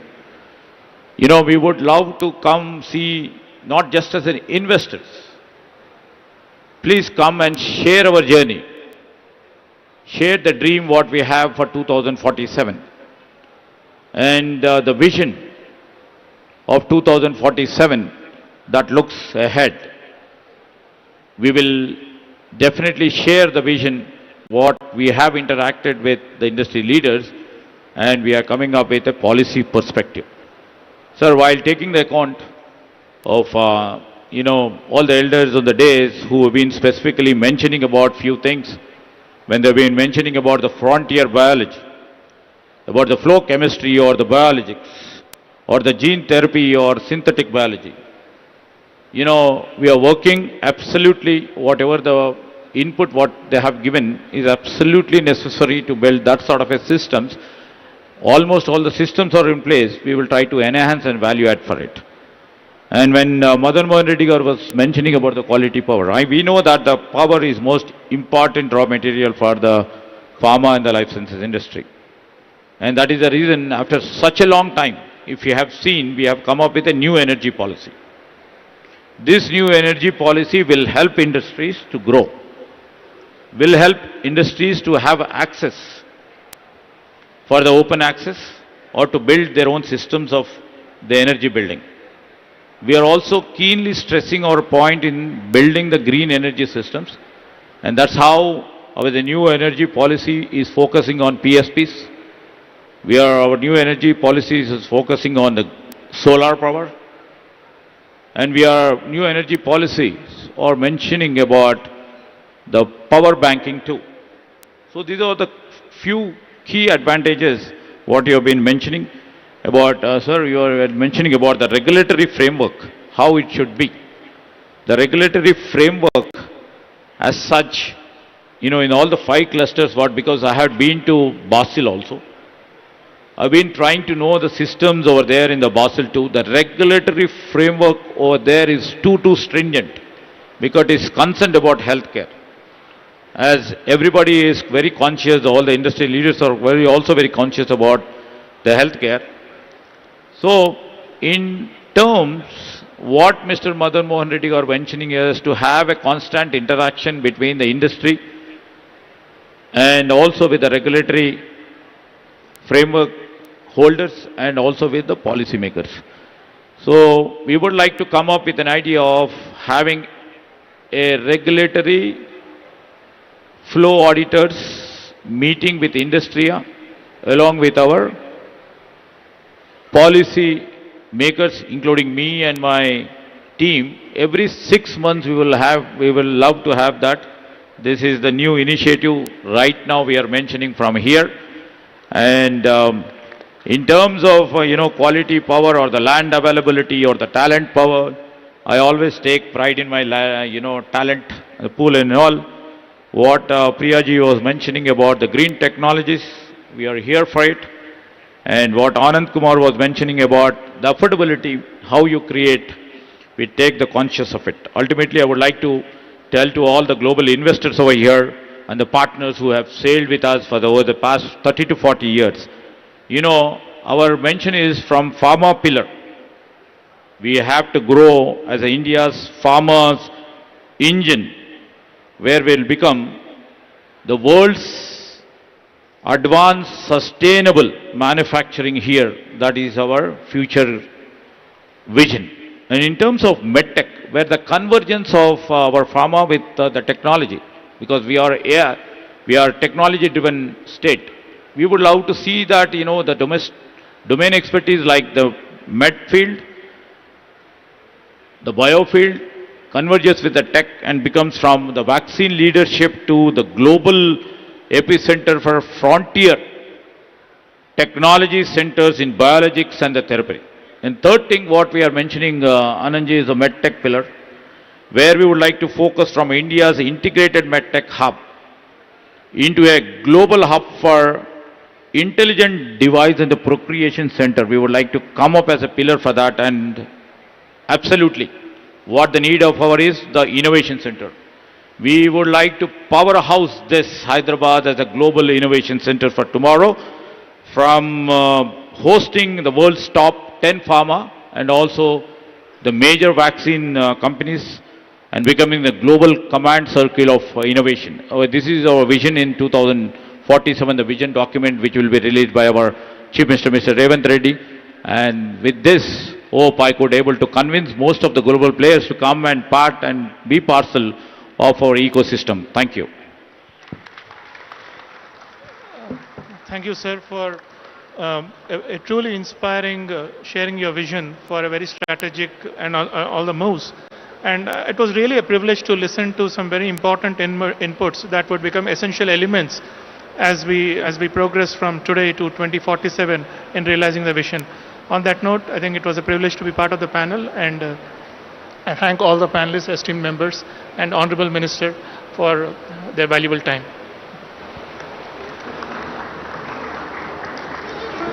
Thank you so much, Minister Garu. Thank you, Dr. Srinivas Garu, and all our panelists for such a thoughtful and a forward-looking discussion. Before we conclude, I request Honorable Minister Garu to felicitate our panelists. We'll start with Dr. Chava, Dr. Satyanarayana Chava, Chairman, CEO, Laurus Labs. I request Minister Garu to felicitate our panelists here on stage.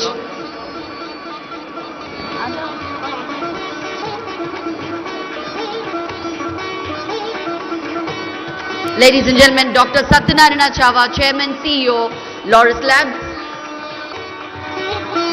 Dr. Madan Mohan Reddy, Director, Aurobindo Pharma.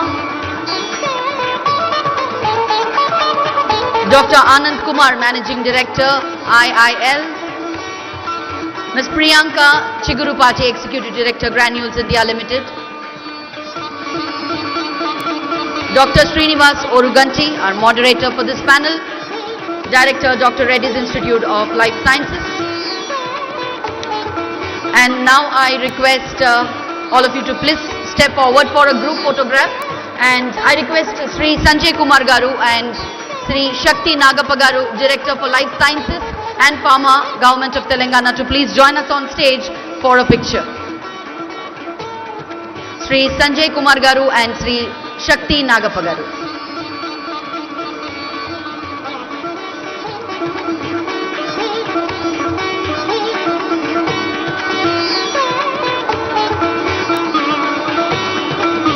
Once again, thanking our panelists for joining us on stage for such a thoughtful discussion. On behalf of the organizers and everyone present here, we extend our heartfelt gratitude for your time, knowledge and your commitment to shaping Telangana's life sciences vision for 2047. Thank you very much, ladies and gentlemen. It's time to move on to our next session of our panel discussion, and that's investing in inclusion, prospects in affordable housing.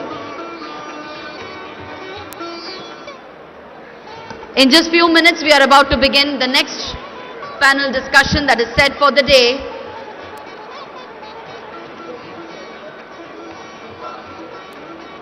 By 9 shades chahiye. 9.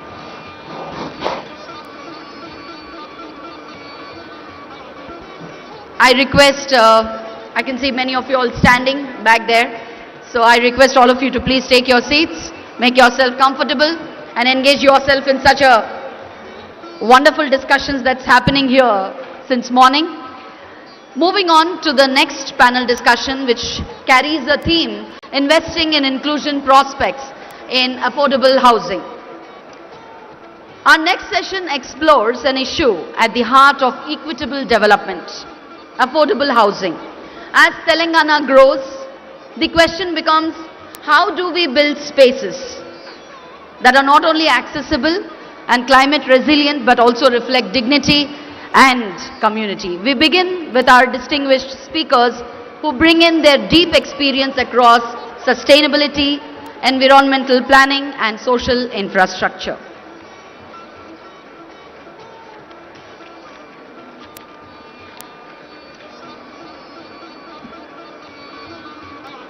Depth.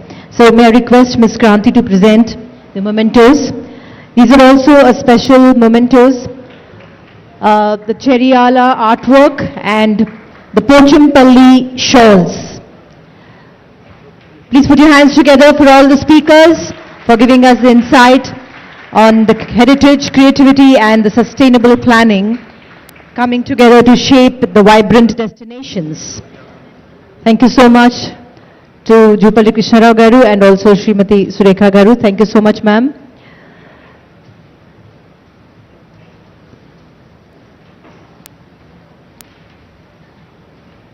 Our next session will start immediately.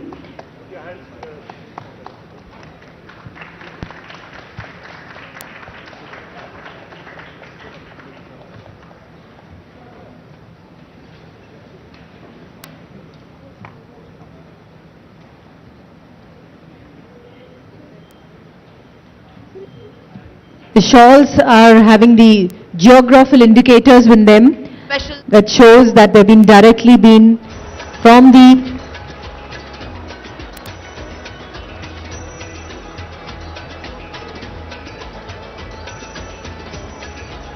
I'd request Mr. Gautam Garu, Special Secretary Housing, to please join us on the dais.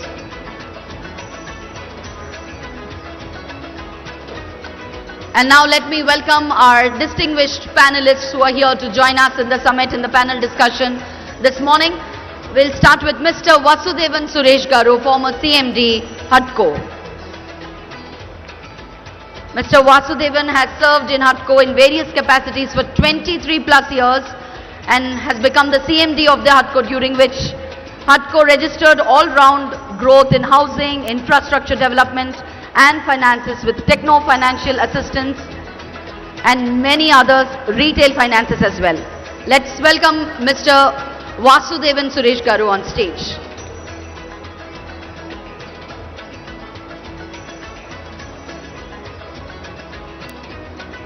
May we have on stage Mr. Abhijit Shankar Ray, Senior Urban Specialist, World Bank.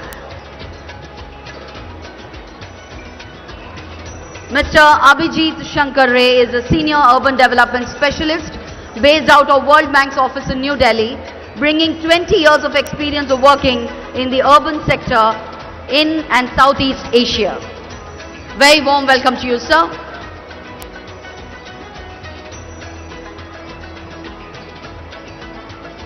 May we also have on stage Dr. P.S.N. Rao, Dean and Professor of SPA, Delhi.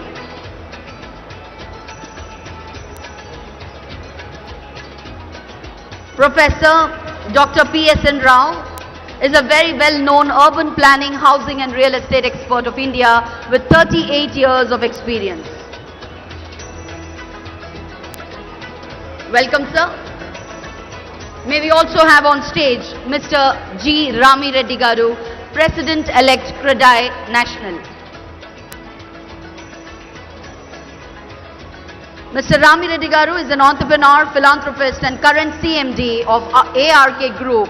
As a leader in his organization, the industry and community, he stands tall with an illustrious career of 34 plus years. A very warm welcome to you, sir. May I now invite Mr. Nanda Kishore Garu, MD Ramke States and Farms Limited.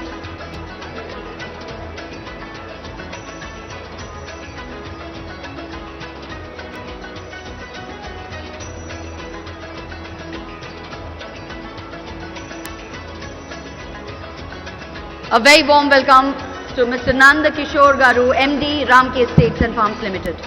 May we also invite Mr. Ajitesh Garu, founder of ASBL. Mr. Ajitesh Korupolu, founder of ASBL.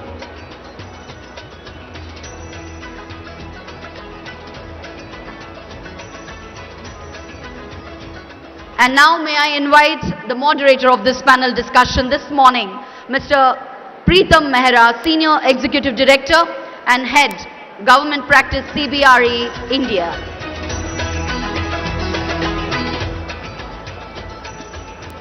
Let me welcome Mr. Preetham Mehra, who is going to moderate this panel discussion this morning. Over to you, sir.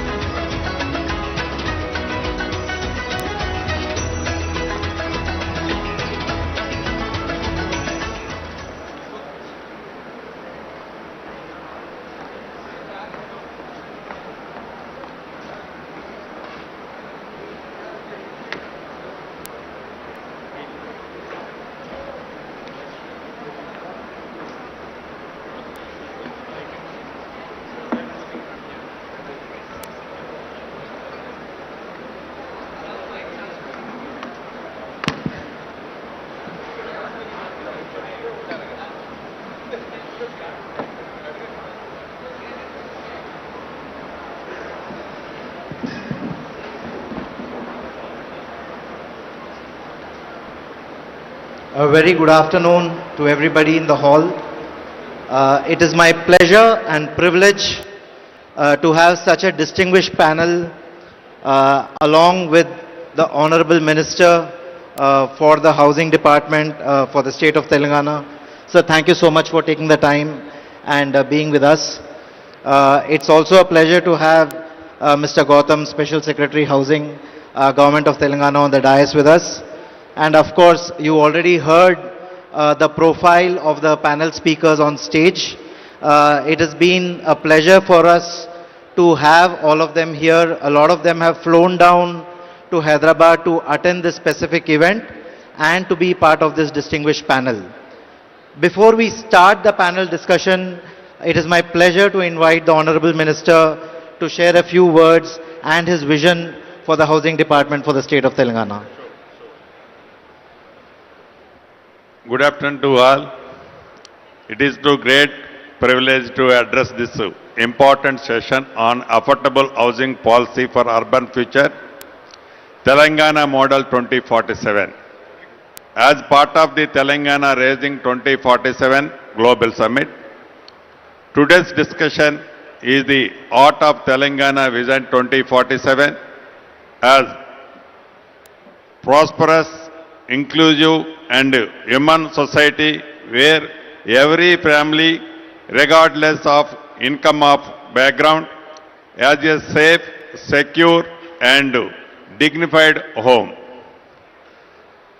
Historically, Telangana has always contributed for provision of housing towards all sections in the state, with our government constructing over 42 lakhs houses under old Indiramma scheme and now another 3.5 lakhs houses in progress under new Indiramma Illu scheme. Housing Board and Rajiv Sagraha have also contributed to over 1 lakh middle income houses.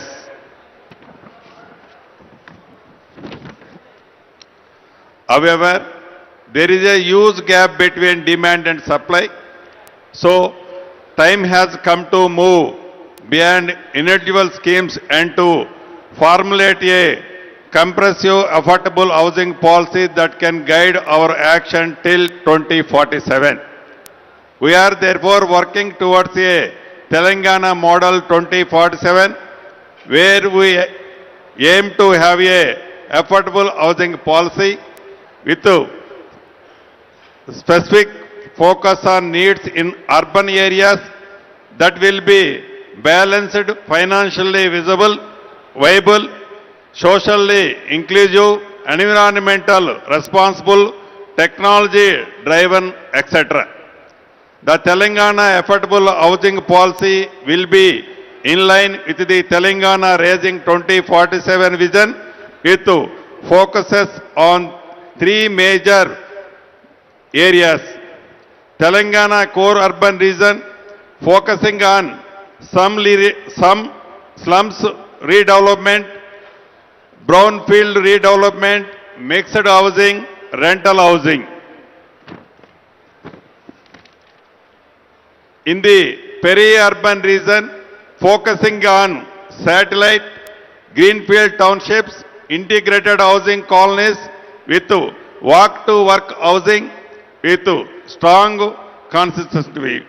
In rest of the state region, focusing on development of small and medium townships, rental and worker housing, integrated with the industrial parks, logistic hubs and emerging economic corridors. Our esteemed panel will help us answer three very questions in this regard. What must the government of Telangana do differently? What can financial institutions to do increase affordable housing finances? What commitment can private sector make for promoting affordable housing? Friends, we are committed to taking the outcomes of the discussions behind this room into policy notifications, operational guidelines, model projects and budgetary decisions. Telangana has the vision, the institutional base and the economic strength to become a national and global example of inclusive urbanization. With your ideas and partnership, I am confident that the Telangana model of affordable housing 2047 will not only serve our state, but also offer learning and inspiration for affordable housing development. On that note, I once again welcome all of you to this session. Thank you for your presence and look forward to a rich and efficient decisions. Jai Hind, Jai Telangana. Pleasant. Honorable Minister, sir, thank you so very much for your kind and encouraging words. We all are excited about the prospects for housing in the state, and with your leadership, we are very confident that Telangana will reach newer heights, particularly in the affordable housing segment. Thank you so much once again, sir. With this, we'll start the panel discussion, and as you are already aware, the panel consists of members from various facets of the housing sector. We are privileged to have the Dean of the School of Planning and Architecture, Delhi, which is the premier most institute in India for housing and development. Dr. Rao, if I could direct the first question to you, sir. What are the opportunities and market gaps with regard to housing for all? This has been a topic which has been going on for many, many years. What do you think are the market opportunities and gaps and at an India level and more specifically at the Telangana level, sir? Certainly. I think this is a very topical... Sir, the mic can be a little closer to you. Yeah. Okay, thank you. Honorable Minister, with your kind permission. I think this is a very, very important and topical subject that has been chosen for discussion today. Housing, as we all know, has a lot of forward and backward linkages. So any investments that are made in the housing sector actually lead to greater economic opportunities in as many as about 230 or 240 odd industries, both forward linkages and backward linkages. So investments in housing would mean investments in a wide variety of other areas where there is a lot of employment opportunities that are going to be given to our people. Because without employment, there is no money, and without money, there is no housing. Let's remember that. You have to have money if you want to buy a house, whether you are a very rich person or not so very rich person. Some amount of money is always required, and if you don't have that, of course, there are financial institutions and there are others who can always chip in and give you some loans and so on and so forth. The opportunity for the market, for the industry, I presume is what you are asking. Yes, there is a huge housing shortage in this country. We are only about 40% urban. The last time we had a census was quite some time ago. But while we are waiting for the next census, we presume that we are about 40% urban. So we still have a large number of people living in the rural areas, and we still have a lot of people who want to migrate into the urban areas because of the employment opportunities, which means that whatever is the urban housing shortage, which is in several millions, is only going to increase in the times to come, which means that the opportunity is humongous. There are some estimates that as of the year 2022, the urban housing shortage, the total housing shortage in Telangana is about 2.8 million, out of which a major chunk actually happens to be in the urban areas and a very small percentage in the rural areas. This is obviously going to increase in the times to come when more people from the rural areas will come to the urban areas. Now, market opportunity, the government is already doing its bit. You have the Indiramma Housing Scheme, you have the Andhra Pradesh Housing Board, you have the AP Housing Corporation Limited. They are doing a fairly good job. You have the Pradhan Mantri Awas Yojana, urban and Shahri and Gramin. Some funds are coming from there, some funds are coming from the HUDCO as well. But is that enough? That is clearly not enough, because we still have a large number of people living in the slum areas, which are in not just Hyderabad but several other urban centers in the state of Telangana. So what do we do with them? There is a huge corporate sector, real estate developers. We have members from the CREDAI also here with us, and real estate developers are providing a lot of housing in the urban areas. But this housing is, of course, for the upper and middle income segment. Can they also downmarket their products? Can they also provide for the lower income population who cannot afford maybe a 3-bedroomed house, but can perhaps afford a 1-bedroomed house, maybe something costing 30 lakhs, 40 lakhs, 50 lakhs. Why cannot they provide for it? Unfortunately, in our country, there is also luxury housing demand. So developers, obviously, they are in here for making money. So they are catering to the luxury housing demand, which perhaps is now more or less getting saturated. If you look at the inventory overhang, if you look at the vacant housing, there are figures where luxury housing is more or less now saturated. So if developers want to remain in the business, then I think you better start building small. Get into the one-room segment. I'll not use the word affordable, I'll not use the word low income, because we don't want to go the nano way. So I need only a one-room house. I could be a rich man, I could be a poor man, whatever. So you have products which are of a wide variety, wide range, wide ticket size, costing from 20 lakh, 30 lakh, 40 lakh, going up to 2 crore and 3 crore. And whoever wants to buy whatever, they can come and buy. So there is a huge unmet demand, and there is a market opportunity here. And real estate developers, many of them are coming and buying. There are, of course, you all know as developers, there are incentives that are being provided both by the central government and the state government. Income tax concessions are there, stamp duty concessions are there.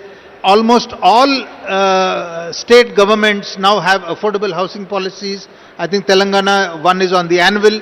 I think we can actually learn from the other states' examples, and we can maybe make out a better one. So I think there's a great opportunity, and the opportunity is actually in the numbers. So build more, and probably the very big developers may not want to come in, but there will certainly be a segment of developers who would want to build the one-room units, Sure, sir. and provide them at a much reasonable price. So I am quite upbeat on Sure, this sir. particular segment of the market. Thank you, Dr. Rao. Thank you so much. Before we move on to the next question, Mr. Gautam.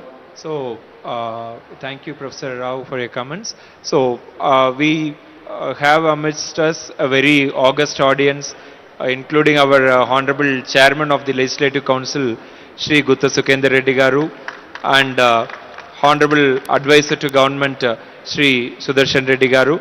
Thank you for joining us in this discussion, sir. We are proud to have you amidst here.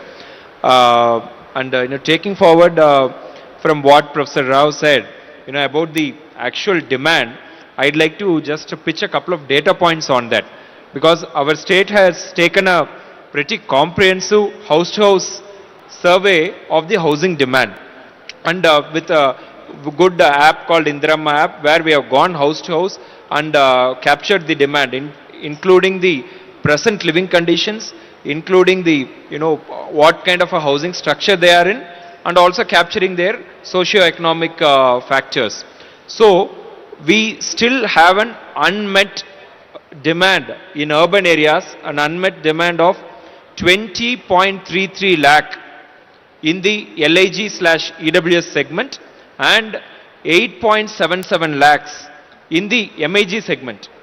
And yes, total of 28 lakhs, 8 lakhs in MIG and 20 lakhs in LIG/EWS.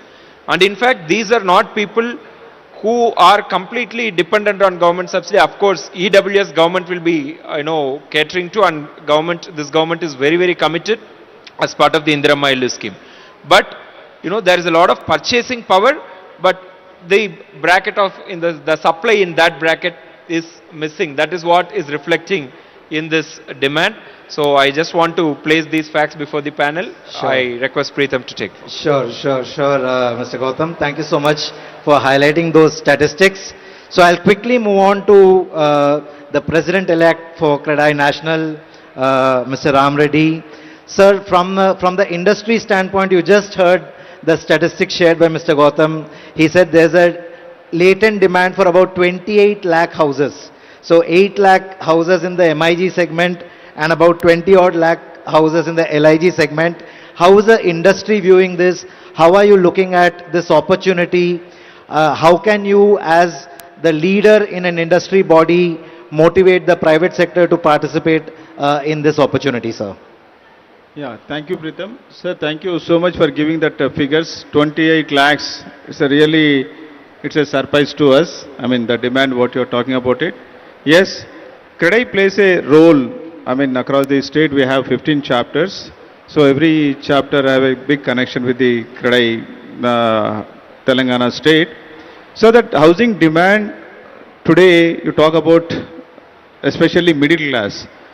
So affordable housing, there is a definition of 45 lakh rupees is the cap, and 60 square meter in metros, and non-metro is 90 square meters. This 45 lakhs cap was decided 8 years ago. So today in 45 lakhs you are not getting those affordable houses. The definition of affordable housing has to be redefined. So this we have been giving the representation from CREDAI National multiple times. Hopefully, I mean, this time also we met the Honorable Finance Minister, then Housing Minister. Possibly this budget we are expecting that limit of affordable housing going to be increased. That is very, very, very much required, sir. I request the Honorable Minister from your side also has to push for this, sir. Otherwise, so the very basic affordability where we are getting, the land prices have gone up, the construction costs gone up, everything has gone up. Inflation, you can see 8 years inflation, if you take every year, I mean 5 to 7% inflation is there. If you take that also, it comes to 75-80 lakh rupees. So this we have been continuously talking to the governments, but hopefully this time I think after talking to them we got some positive note. and we are definitely going to have this. So affordable housing definition, then concessions has to be given. Even in the cities like Hyderabad, if you want to build an affordable housing, so land prices are so high. So getting affordable is very, very challenging, sir. So I request the government has to look into this and provide some lands to the developers and a PPP model so that developers will come forward and they will build so many affordable houses, then they will be having their own business models. So this will definitely will encourage the developers and it will become easy for you to also cater to so many ways, sir. So definitely you are, yeah, thank you. Good idea, na? Definitely will work out it that way also. Thank you so much, thank you so much. Yesterday Preetham was mentioning about the old, what do you call, all housing board houses were there. So, example, Kukatapalli. Kukatpalli housing, there's a prime area today. Ground plus 3 present. Yes, yeah, if you make it a PPP model, definitely it's going to give a big boost to the, this affordable housing, sir. Thank you so much. Great, great. Mr. Ram Reddy, you stolen a couple of questions that I had, but it's good that we got a response from the Honorable Minister as well. I'll quickly move on to Abhijit from the World Bank. Abhijit, the Honorable Minister spoke about the financing opportunities and available of funding for the housing sector. How does World Bank come in and support state governments, the private sector, and ultimately the end users and buyers? How are you able to participate in this value chain? And if you can talk about some successful partnerships that you have managed both in India and outside India. Thank you, Peter. First of all, I'd like to thank the government of Telangana for inviting us and for organizing this panel discussion. So from the World Bank Group's perspective, which includes both the World Bank, the IFC and MIGA, which is our private sector financing arm and guarantee arm respectively, we generally look at engaging with our government counterparts in 4 areas when it comes to housing. One is land, one is permissions, third is infrastructure, and fourth is financing. So you asked me very specifically about financing. Maybe I'll elaborate that a bit more than the others. But just to give you an example, because I think the President-elect of TREDAI, Mr. Ram Reddy, also mentioned this. So land is critical because it adds to the cost when the private sector needs to come in, right? And from land perspective, there are 2 things. So land costs near the core of the cities are high, like he was mentioning. And land cost away from the city, in the suburbs, we heard about the ORR and the areas outside the ORR which would be developed, are more affordable. So there it becomes important to ensure the connectivity to these locations, right? Brownfield redevelopment, yes, definitely looking at land parcels which are not giving the economic returns. You can look at reconstruction, you can look at PPPs like you mentioned. But for the affordable housing to be constructed for people who are going to work mostly in the peripheral areas, maybe linked to some industrial areas, etc. The second is permissions. So the second major cost comes usually in terms of both the planning permissions and the permissions for change in land use, right? And these are 2 areas which I think the government can come in. I know the government of Telangana has already done a lot in these 2 areas, but this is an area that we work with different state governments in India, specifically in Tamil Nadu, as well as other countries, in identifying the bottlenecks and finding the solutions. The third is in terms of the infrastructure. So the infrastructure is important. We have some housing projects in other countries where the component of infrastructure, so water supply, sewer, etc., connectivity through mass rapid transit systems, is more than the actual house construction component, right? Because once you're able to provide service land at certain locations, the private sector will automatically come in, pick it up, and deliver what is required in terms of the supply. And the fourth is, of course, in terms of financing. So in financing, we, World Bank as well as other multilateral institutions, will look at both the demand side as well as the supply side. So recently in our engagement in Tamil Nadu, we had a $440 million engagement.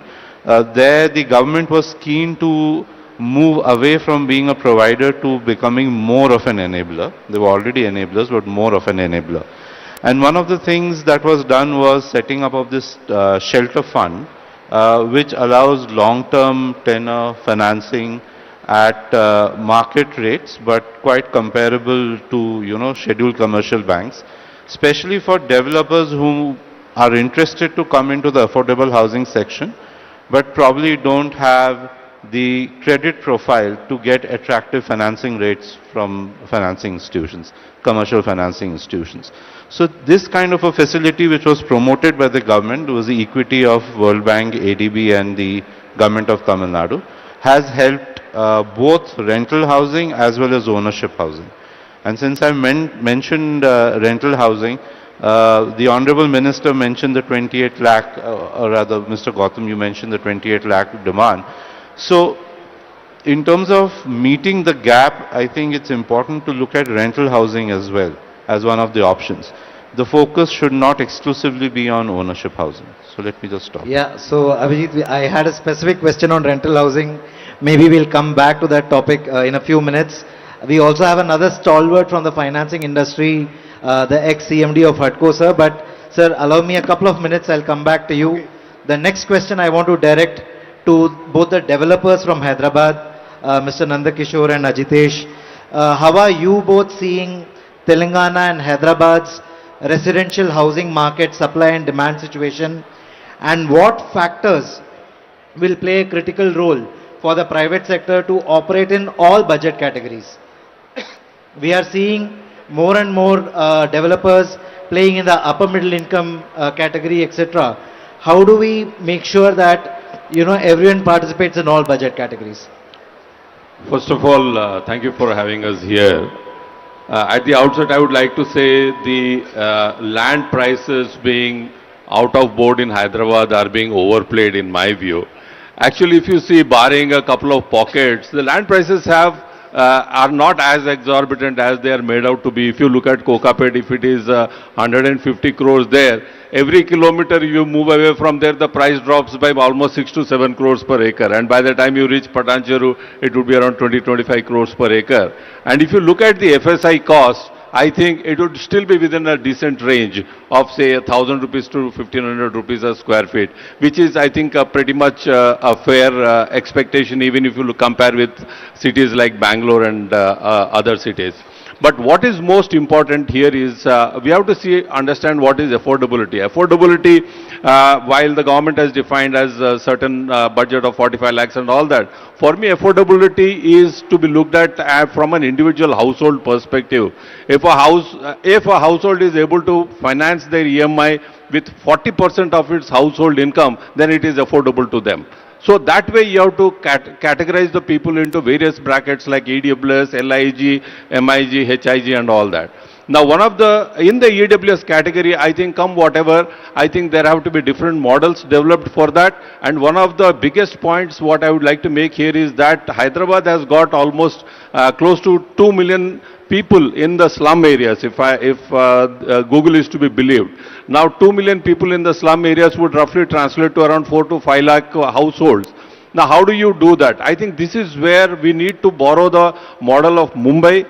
The model there has matured a lot, and I'm sure in most of this slum redevelopment, there will be many developers who would be more than happy to participate in this slum redevelopment, and I think we can adopt the Mumbai model here to do for that. And one of the prerequisites, of course, for this would be that government will have to ensure that there are other government lands which are made available so that developers can build transit camps. Where people can be temporarily located and then brought back once these developments are complete. And also there is another aspect that we also have to consider is that bulk of these home buyers, if we were to get into greenfield projects, if developers are to get into greenfield projects, bulk of these home buyers have a problem of credit availability. Housing finance companies will not be able to finance them. And I think that is where the government intervention becomes very important. They have to perhaps give some kind of a credit guarantee to cover the lender's risk. And And I was talking to a developer in Mumbai almost 15 years ago who had done in Karjat, he had developed this affordable housing. One of the biggest problem he faced was that there were the people who bought homes were not able to pay the subsequent installments, and that puts a huge risk to the project as a whole. I think that is where the government can again intervene. Apart from that, what the government can also do is give the developers incentives. I would say more than the developers, I would say the home buyers incentives by way of stamp duty exemption, which is again a substantial cost. We don't have a separate, and of course approvals, as everybody says, there has to be a separate body which will give approvals, whether it is an SRA development or whether it is a development of affordable housing. There has to be a separate body who has to do that, and it has to be a genuine single window system. I mean, it should be something which operates truly as a single window system.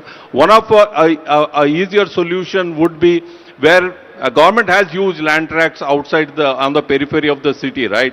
So what I suggest, sir, is that if we can identify large land parcels across the four corners of the city, the government can do the designing, concept development and master planning of those lands. All the government has to do, once they have done that, and create the trunk infrastructure also, so that the developers don't have to run for, taking approvals or permissions. All they have to do is that we can tell the developers, okay, you develop here this much of area, you get these concessions or benefits elsewhere in the city. So I think that is something like what we are seeing in Mumbai. That thing can also be adopted. So the developers, one of the reasons the developers are not coming forward is mainly because they cannot do the running around, they cannot focus their energies on developing low margin, low profit areas. And it will be unfair and impractical for us to expect that private capital will make sacrifices. So I think the government has to do those master planning and developments across all locations in the city, and the developers will be more than happy to come and participate. Similar this development what you said now, in which state it is going now? Sir, I understand it is happening in Mumbai. They are doing in that type of document. Yeah, in Ahmedabad also they have done something similar. Secretary. Yeah, I will definitely. Actually, I have been interacting with Mr. Gautam a lot, and we have a lot of conversations. And I can see there is a genuine interest to do something really good, and we'll be more than happy, sir. Really good. Definitely, this government is also thinking that way. Yes, sir. That's what I am saying. Thank you. Thank you, Nandakishore ji. Thank you, Honorable Minister. Ajitesh, can you quickly come in, and can I restrict your time to about 2 odd minutes, please? Sure. See, first and foremost, to understand this entire landscape, right? Am I audible now? Yeah. See, from the government side, government has land reserves in the city, core city area, right? Some of them are greenfield, some of them are brownfield. Greenfield land parcels, government has to auction at, and we need to allow the market to realize its potential. By not doing that, essentially we are eating into the balance sheet of the government. So I think the main innovation can come around brownfield land ownership, or what we call slums. If something can happen around easily establishing ownership in the slums.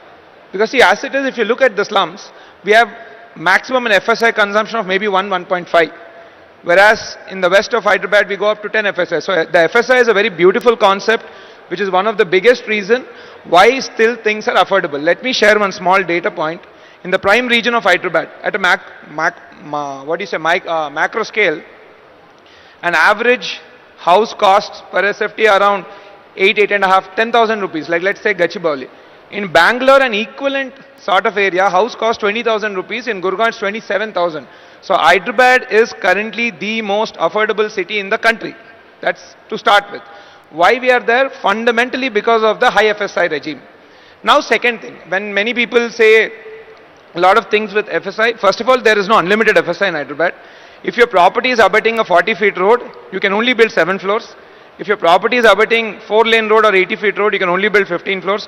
Only if your property is abutting a 6-lane road or an 8-lane road, you can build like multiple floors. And a big road can accommodate all of this traffic. And second thing, see, this has become a market force. So we need to make policies which become market force. So when it comes to affordable housing, we have to work on how, see, essentially the slum lands, whatever lands have gone for the slum, today are, in a way, are catering to the affordable demand in an unorganized manner. We are trying to make it organized. So the FSI advantage exists. We need to just work around the ownership things. There is no additional capital commitment for the government or for the private sector. Next, I do agree with one of the esteemed panelists that, yeah, I think housing for all, we need to focus more on the rental ownership, rental side, not on the ownership. Because the problem with ownership is it's going to cost a lot of money. Let's say somebody is earning 9 lakh rupees per year, right? And I'm taking a home loan of 25 to 27 lakhs. I'm going to spend half of my money just paying my EMI. I can't live with that. See, households which are earning less than probably 10 to 12 lakhs per annum, a good amount of expenditure will go towards healthcare and education. They should not be wasting money on the side. So a good rental housing scheme if you bring in, where the cap rates fall anywhere around 7 to 8%, then you will have lot of demand. And also there are major global financial institutions like IFC Washington and ADB and these things who are giving fund exclusively for it. So capital is available. I think we just need to solve a little bit of the supply chain. Government side innovation lies around land ownership. As private sector, our role involves in on the supply chain side. So we need to invest in R&D to bring down the cost of construction. I think the future is going to head in the direction of precast. So we need economies of scale. I think we will be getting there. Absolutely, Ajitesh. Thank you so much. We will come back to precast and other construction technologies as well, if time permits. But it's the right time to introduce Mr. Suresh, the former CMD of HUDCO. Sir, you heard all the panelists. Everybody is talking about finance and credit availability and rental housing, etc.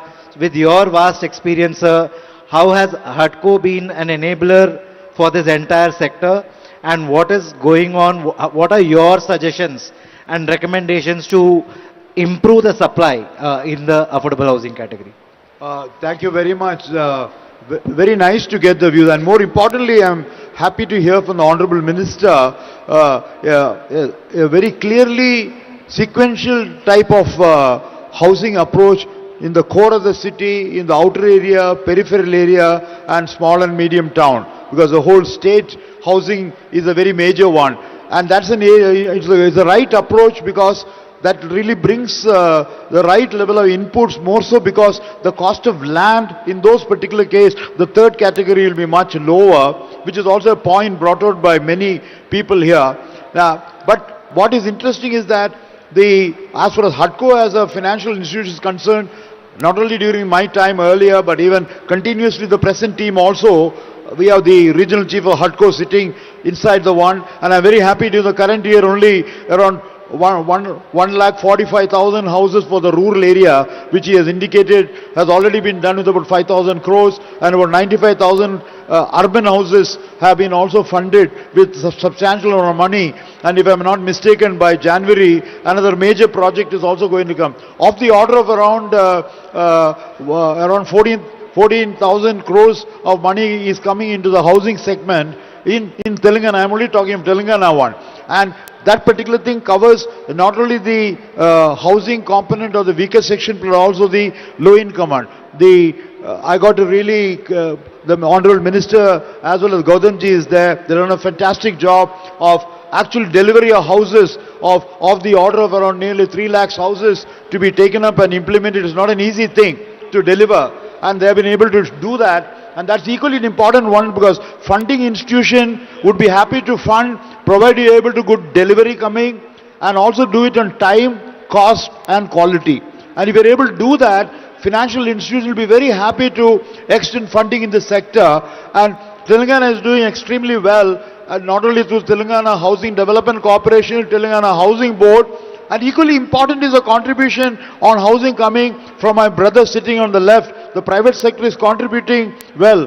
Around 300 big developers are there in Hyderabad and nearby. Around 500 are there in Telangana from other side. So contribution from the private sector is an equally important component of housing that will be coming. So contribution by the public sector, primarily on the low income housing and weaker section housing. They have a weaker section housing program, a big thrust being given, and I want to really give a salute for that and for the great initiative, not only in policy framework, but also in actual implementation through good cooperation using the, I was very happy, the gentleman who came with me to escort me, he is dealing with the urban housing, even up to the 9-story development in the heart of the city through the GHMC. They are doing 560 square feet houses of the order of about 8 lakhs. So it's pretty good. 8 lakhs to be done with that particular cost. Land cost, leave it out, but that's a different issue. But is being done very well. And therefore, different type of component where the land is very intense, you go a little high rise, maybe around 6 or 7 stories, and maybe where land is not so costly, you can go to 2 or 3 story or 4 story development. The differential approach is also very good, and therefore the funding is coming in a big way. There is no problem in that sector. And they're also opening in the private sector. We stopped it in between for some time. Now, opening the real estate sector to the private sector agency is also a new initiative that Sanjay Kulshrestha has done, the new CMD has done. So that will be also good news for funding. Of course, in addition to HUDCO as an agency, large number of housing financing institutions are there for the lending on the retail lending. Because when developers put the money, the whole housing cost is done through the housing home loans with reasonably good rates of interest, and of the order of even 8%, 8.5% rate of interest, with the EMI coming still for every lakh of loan, less than around 1,000 rupees for every 1 lakh of loan is pretty good. And you're having, and with the latest announcement which is given by the government on RBI's new interest rate policy, you can expect all the housing financing institutions to bring down the housing loan also to slightly some extent also. I do not think that should be a problem if the delivery is an important one. That's where they score well. The ministry is there, the secretary is there, MD is there. If you're able to deliver well, implement it on time, good technologies to be brought in, that's where financial institution will be very happy to put any amount of money. I do not think that's a problem. But the big number, that number which is about 28 lakhs that he said, covering the high income housing plus also the low income and weaker section there. One suggestion which I would like to add with all that the Honorable Minister is here, if you are able to do something on land assembly and also infrastructure being laid, the Honorable Minister asked which states are doing that, then ask the private sector to come and join on a public-private partnership basis. Not only the pure public sector doing, pure real estate sector doing, do some projects on public-private partnership. Haryana has done that in a big way. Maharashtra has done in Sitco and the new townships in Nashik and Nagpur. West Bengal has done some projects, including equity participation on company also, just by the way. So that model is also there. So public-private participation of working where the government is good for land and infrastructure, private sector is good for design and implementation. So we can do to that particular company also in a big way. So I know there will be many questions coming, but that's an immediate answer I can give. And as far as the government of Telangana's massive program of housing is concerned, the vision that you have put, sir, we are there to fully support that particular program. Not only for that, I understand the new township that's going to come in this very location there. Same place. Bharat. The HUDCO is already coming in a big way to fund that, including all the other infrastructure for water supply and other related, because infrastructure is a larger component, which is also an important component that will come on that. Possibly, if you are able to make the land and development cost, say around 30% of the total cost. Why is it going from 4,000 rupees a square feet to 10,000 rupees in Hyderabad? It is the cost of the land cost that's coming. Opportunity cost of land is where that's coming. We should bring that down to around 35%. Then the building construction cost can be around 60%. That can only happen if new landmarks, a good suggestion which you gave over there, I agree. If we with infrastructure we do that, I'm sure they will deliver. Because construction cost in any case is not more than about 2,500, about 3,000 rupees. Even at the best possible specification, it will be around 2,500 rupees. It is the opportunity cost of land that is really making the particular thing get into that 10,000 level and 12,000. A good point that was suggested over. It's still, he says, as he says, Hyderabad and environments are still much better than other metro cities that you have over there. I'll stop at that point of time. Thank you so much, Mr. Suresh. We love your energy and we love your articulation. Thank you. You know, we wish, a louder round of applause will be great.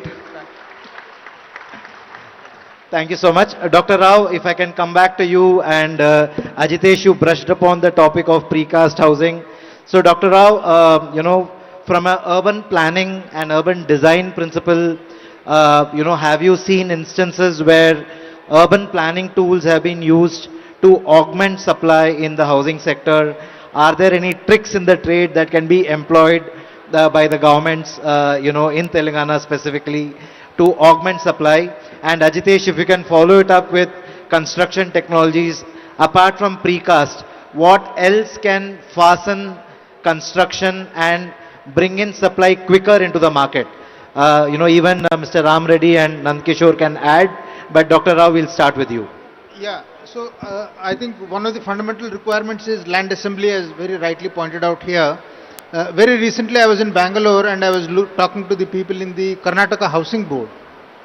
There what they have done is that instead of going in for direct land acquisition, they brought all the landowners together and they have come into an agreement with the landowners, and there is a public-private partnership model where there is an agreement and there is a sharing, and the private sector is coming, and Karnataka Housing Board, they are doing a lot of housing, and the people are very happy there because the landowners are also getting some amount of benefit out of this.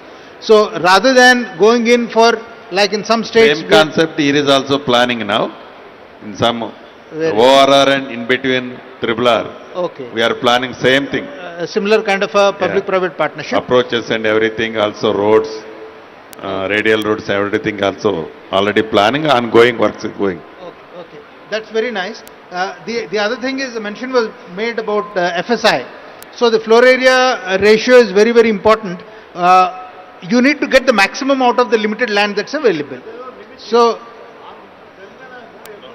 I know, just now that has been said. So it depends upon the road widths. So you can also do a kind of a cross subsidy, wherein if a developer does affordable housing, then he can get an incentive FSI, like they are doing in the case of Mumbai, where lands which are occupied by the slums, the developer can come in, and then there is a slum rehabilitation authority, SRA is happening there. So there are those ways by which you can enhance the efficiency of utilization of the limited land that is available, so that you can accommodate more in the limited land that is available. So this FSI incentive is, I think, very, very important. And of course, there are other financial incentives. I don't have to talk about that. It is already Sure. Thank you, sir. Ajitesh. On the cost of construction, I think you can. See, I think prefab is for the foreseeable future. Prefab would be a good investment area. Again, there's robotic construction and 3D printing, but it's in very early stage technology, and frankly, not a very good solution for us here, because we have to go vertical. Especially in the West, land availability is high, so you can go horizontal. So yeah, we need to invest in prefab tech and any tech which will help us in going vertical construction, and probably sort of, see, even in prefab also, the more important things are the viability question is coming, especially from the point of view of transportation of these materials. If something can be done around the transportation costs, or maybe some sort of yard or a manufacturing plant sort of, because these are all concealed plants, so they are not environmentally pollution contributing. If you can make some of those plants on different directions of the city, then the transportation cost comes down. So that is what I would recommend. And even the schools like we have construction worker training schools can start working on these problems, because labor training also becomes sort of important in this. Yeah, so I'll bring in Mr. Ram Reddy there, sir. He spoke about worker training and schools. So what is the industry body doing about faster construction, cheaper construction, at the same time taking care of the skill development in this sector? Yeah, especially about the skill development, CREDAI National has had a tie-up with NSDC, CSDCI. So a lot of programs have been conducted across the country. Every city chapter, I mean, people are coming for giving their training. Because these days, you know, how, I mean, problematic about the skilling. So no mason want his son to become a mason. No carpenter want to become his son as a carpenter. So now government also is supporting them in many ways. So there is no problem for them to their livelihood. So that's how nobody is willing to come for the work. So now as a developer, we have to give them some pride to work. So already we are giving lot of facilities. Earlier, their living condition was completely different. Today, the living condition have been improved a lot. So, I mean, and their dressing style, all those things, I mean, it's been changed. Now people are just feeling that, yes, I mean, instead of calling as a laborer, we are calling them as a worker. So that way, some better things are happening. So apart from that, cost of construction to reduce, especially majorly bulk production of the precast. So it has become precast is not a great solution today because so there is no users for that. There are some challenges in going for the construction. So those challenges has to be addressed further. And when it comes in a huge volumes, definitely it's going to become cost effective. I just give an example. When vitrified tile came in, I think 20 years ago, when I used it was 110 rupees per square feet. First I purchased. But today you know how it is when even you are getting it at 40 rupees also. Because the volumes, the technologies, the speed of production, all these things are happening. So in the construction also we need that. Speed is very important and even we have to encourage those industries to establish. So again establishing an industry we are facing some challenges. So those challenges has to be addressed. More people has to come for the industry and more use, many has to adopt the new technologies. Already you have seen every 7 days you are going to build one floor of slab. Those technologies have been there. We have seen we are evolving, from a concrete mixer to, from gamela to gamela, then hoist to then cranes and all those things are coming. So future is definitely for the technology and lot of research has to take place in the technology also. So to reduce the cost, technology is the only biggest solution. Thank you. Lovely, lovely. Kishorji, your thoughts, and then we'll move on to Mr. Suresh. He had some inputs on technology as well. Please, sir. See, I think from a technology perspective, what gets manufactured in the factory on a repetitive basis will obviously be the cheapest compared to what gets done in situ. So if you look at China, I think bulk of their homes are manufactured in the factory and they're just assembled at the site. So it's an assembly line process that they follow. I think that is something which we need to replicate and that is a much larger issue. But what is most important, I think, apart from the construction cost and technology, I think the cost of building a home, time is a very significant factor. And as I mentioned, if the government can facilitate a scheme or a policy wherein the time is cut down, I think that is going to add a significant benefit to the, bring down the cost. The second is the financing of the construction, the developer finance for affordable housing. I think here again, cheaper finance, I think much like what the central government has done with the Swami Fund, which is doing an amazing job in the stressed asset portfolio. I think the same thing, if something that is similar can happen for affordable housing, I think that is another big advantage.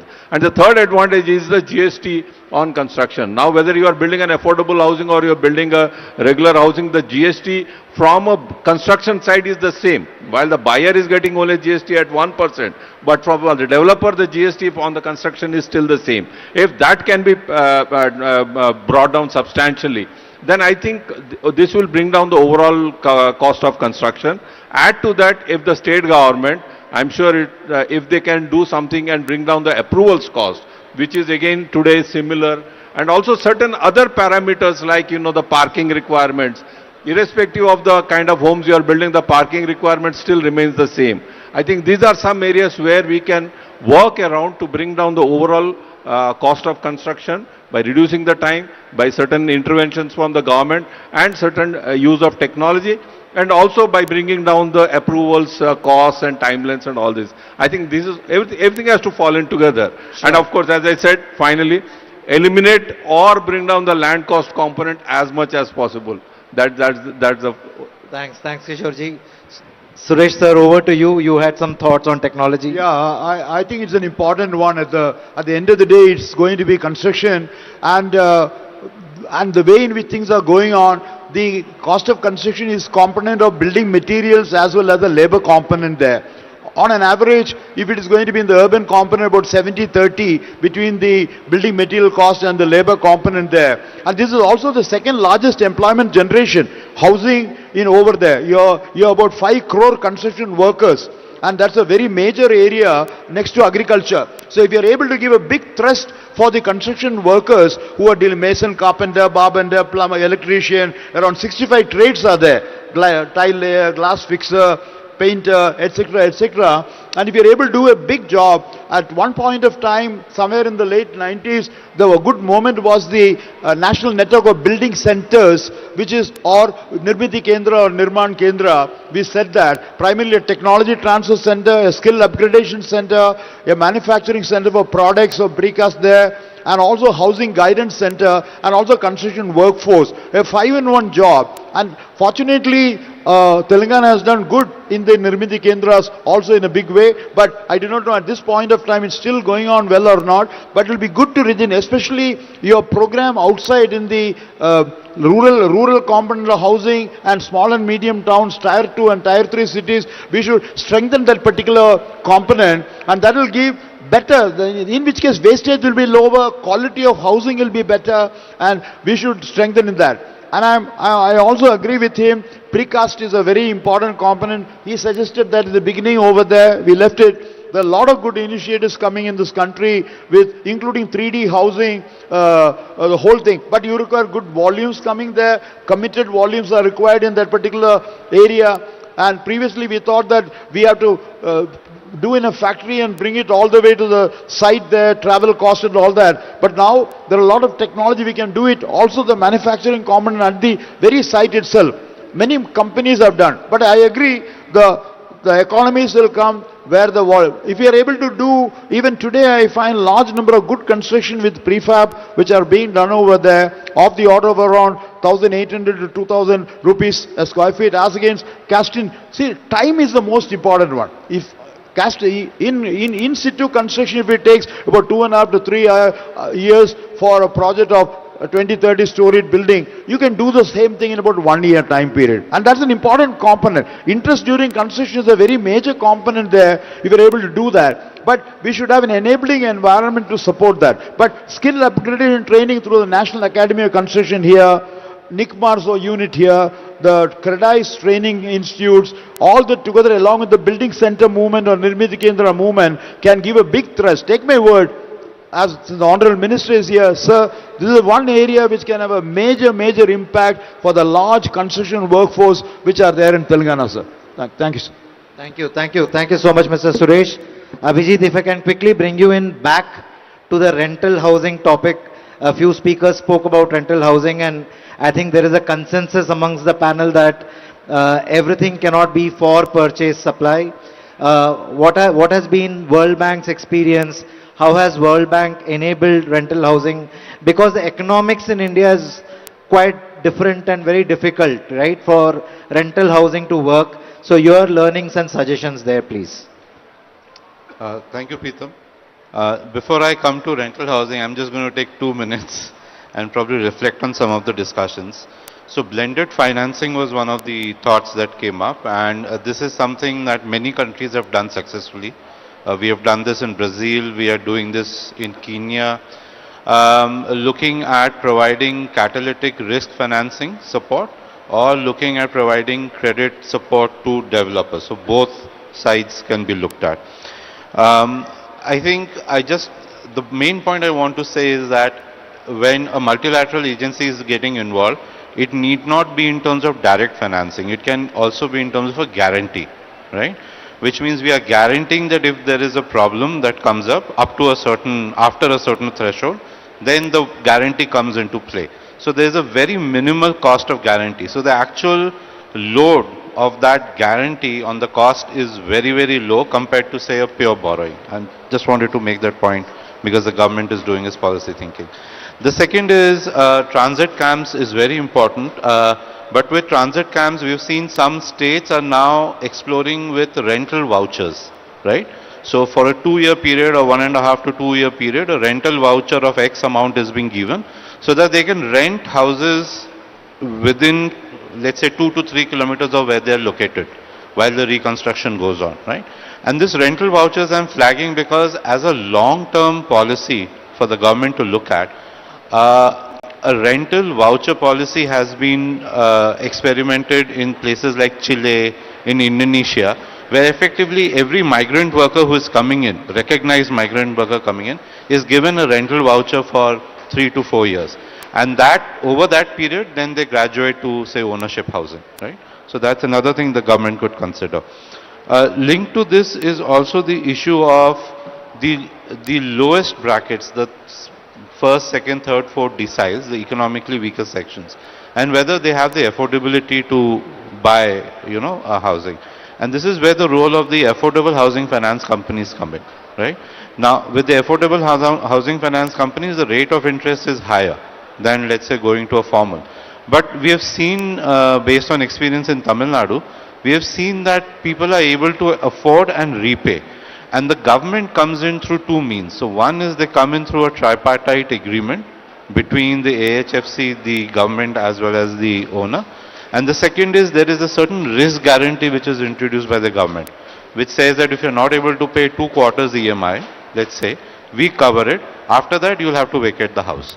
So that kind of a system can also be looked at. Now back to rental housing, the question that you asked. Thank you. So, sorry. So on rental housing, what we are experimenting, so you're right, the returns for the private sector to come in is not there, right, to come in from a pure rental housing perspective. So we are looking at a possible blend of grants, so grants which would come from various government schemes that were mentioned, or grants that could come from other concessional sources for the construction cost, right, which actually reduces the cost at which the private operator operates the rental facility. So in Tamil Nadu, where this has been tried, the rentals without any concessional grants would be something around 12 to 13,000, has come down to 3,500 to 4,000. That is the impact that PMAY, ARHC window, or they have the Working Women's Hostel scheme, which is running quite well now, can play, right? So that is one thing I think every state now needs to look at. The second is industrial worker housing. So if we have, the previous session was chaired by the Industries Department as well, and we were talking of the industrial ecosystem, growing. That ecosystem requires housing, and rental housing is probably the best way to do it. So a tie-up between such industrial sites, industrial zones, or even corridors was being mentioned. New corridors are being set up. Identifying affordable housing within those corridors, right, for rental housing, has the possibility, because then the industrial estate comes in and subsidizes a part of the rent. So here the capital is not getting subsidized, the rent gets subsidized. So there are various models which can be looked at, which has been tried globally. Thank you, Abhijit. We'll quickly move on to the private sector on the dais, starting with Mr. Ram Reddy. Sir, we spoke about PPP fleetingly, so how does the private sector and how does the industry body like yours, what kind of partnerships with government? We talk about PPP, which is private-public partnership. What models would the private sector be excited about? What models are foremost in terms of acceptability? So mainly the government has to provide the land, then proper approvals, proper infrastructure. These three things are from the government side. Then developers will come forward and definitely make whichever the project is there, they're definitely going to be successful.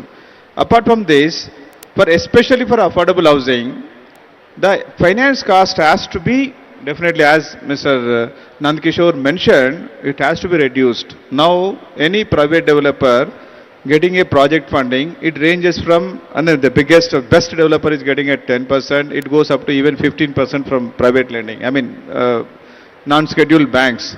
So that cost of funding is huge, and even approval also is taking huge time.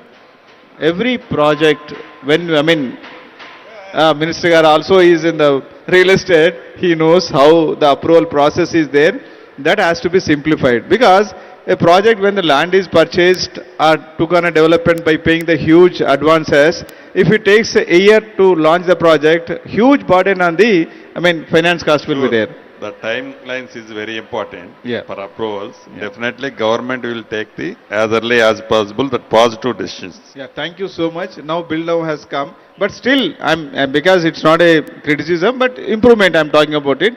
Lot of improvements has to be taken place. Definitely it's going to big help because Telangana is a model for many. Because especially the GO number 86 where Shekhar Reddy Garu has put his best efforts that what is that limit, sky is the limit to construct, that is given a big boost to Hyderabad real estate. Why various developers across the country coming to Hyderabad means because of such decisions. So even we talk across the country, our policies are great. So, whatever build now and TS, IPAS, all policies are great, but there is a big scope for improvement because every permission we have to go to many departments. Every department takes, every section, it takes a time. You know how much time it takes on that. So, on this dais, I request the Honorable Minister, please look into this. Definitely, this is going to make a big game changer for us. The vision, what 2047 is a great vision. 3 trillion economy is going to be a reality. Definitely, it's going to be reality. The way in which, in the shortest time, the way in which has been events been conducted, really the MOUs have been signed. Really, a lot of credit goes to the Honorable Chief Minister and the ministers like you. Really, I am very, very happy to be associated. Whatever, even the policies also across the country, whichever the best housing policies are there, from CREDAI, I can definitely be some use for you. I can get the information across the country. And the CBR is there to, create some vision document about the affordable housing. We are definitely will be the shareholders in that. Definitely, whatever the best can be from CREDAI, will contribute that. Thank you, Thank sir. you. Thank you. I can quickly go to Ajitesh and then I'll come to the Ramki group. So Ajitesh, your views on PPP models and partnerships with government. What are the most top of mind or most comfortable associations that private sector will accept? See, I think first and foremost, I think the role of the stakeholder called the government is to simplify the land side of things. Right, like one very, very good thing now we are seeing is auctions. Auctions is a good way. It is actually also a PPP where the government is sourcing the land, cleaning it up and then auctioning it.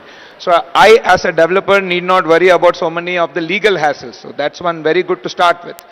Right, when it comes to particularly to the affordable housing, I think the slum one which I mentioned would be a good thing. The role of the private sector is to continuously work on cost reduction.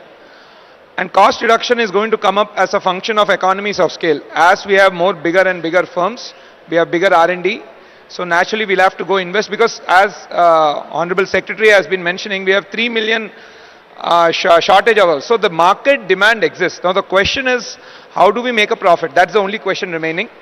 So I think, see, if somehow 12% margin can be made, that's it, it's ripe for disruption. And also I would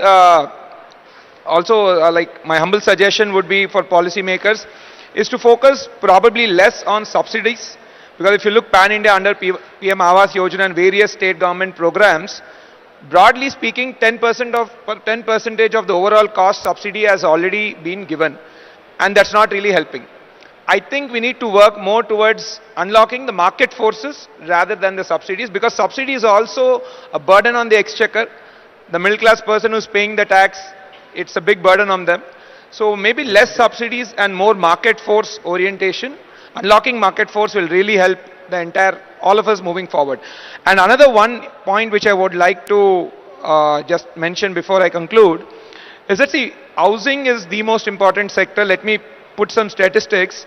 Pan-India, we have 230 million people working in the agri economy, where average per capita earning is 10,000 rupees.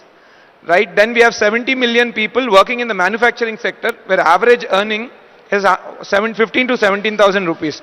Then we have another 70 million people working pan-India in the housing and construction segment where the average earning is 25,000 to 27,000 rupees.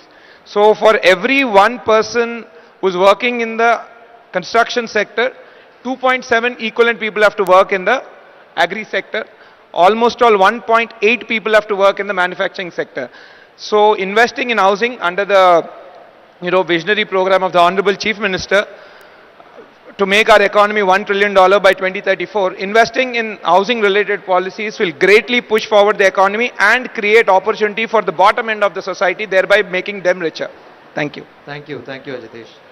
I think PPP in the housing or the real estate sector is always going to be a tricky thing because people look at land, and mostly when we look at land, we look at it retrospectively. Are ye land 10 saal pehle you had given it for 1 crore or 2 crores. Okay, so that's always going to be a dicey thing, lot of governance, lot of scrutiny, lot of challenges. So I would suggest even in a PPP model, eliminate the land part like what Ajitesh was mentioning. Let the government bring the land, not give to the developer, let the government do the facilitation part of it. I think let rest be left to the private developers. Let economics and profit drive the development. I think provide whatever enabling environment that you can.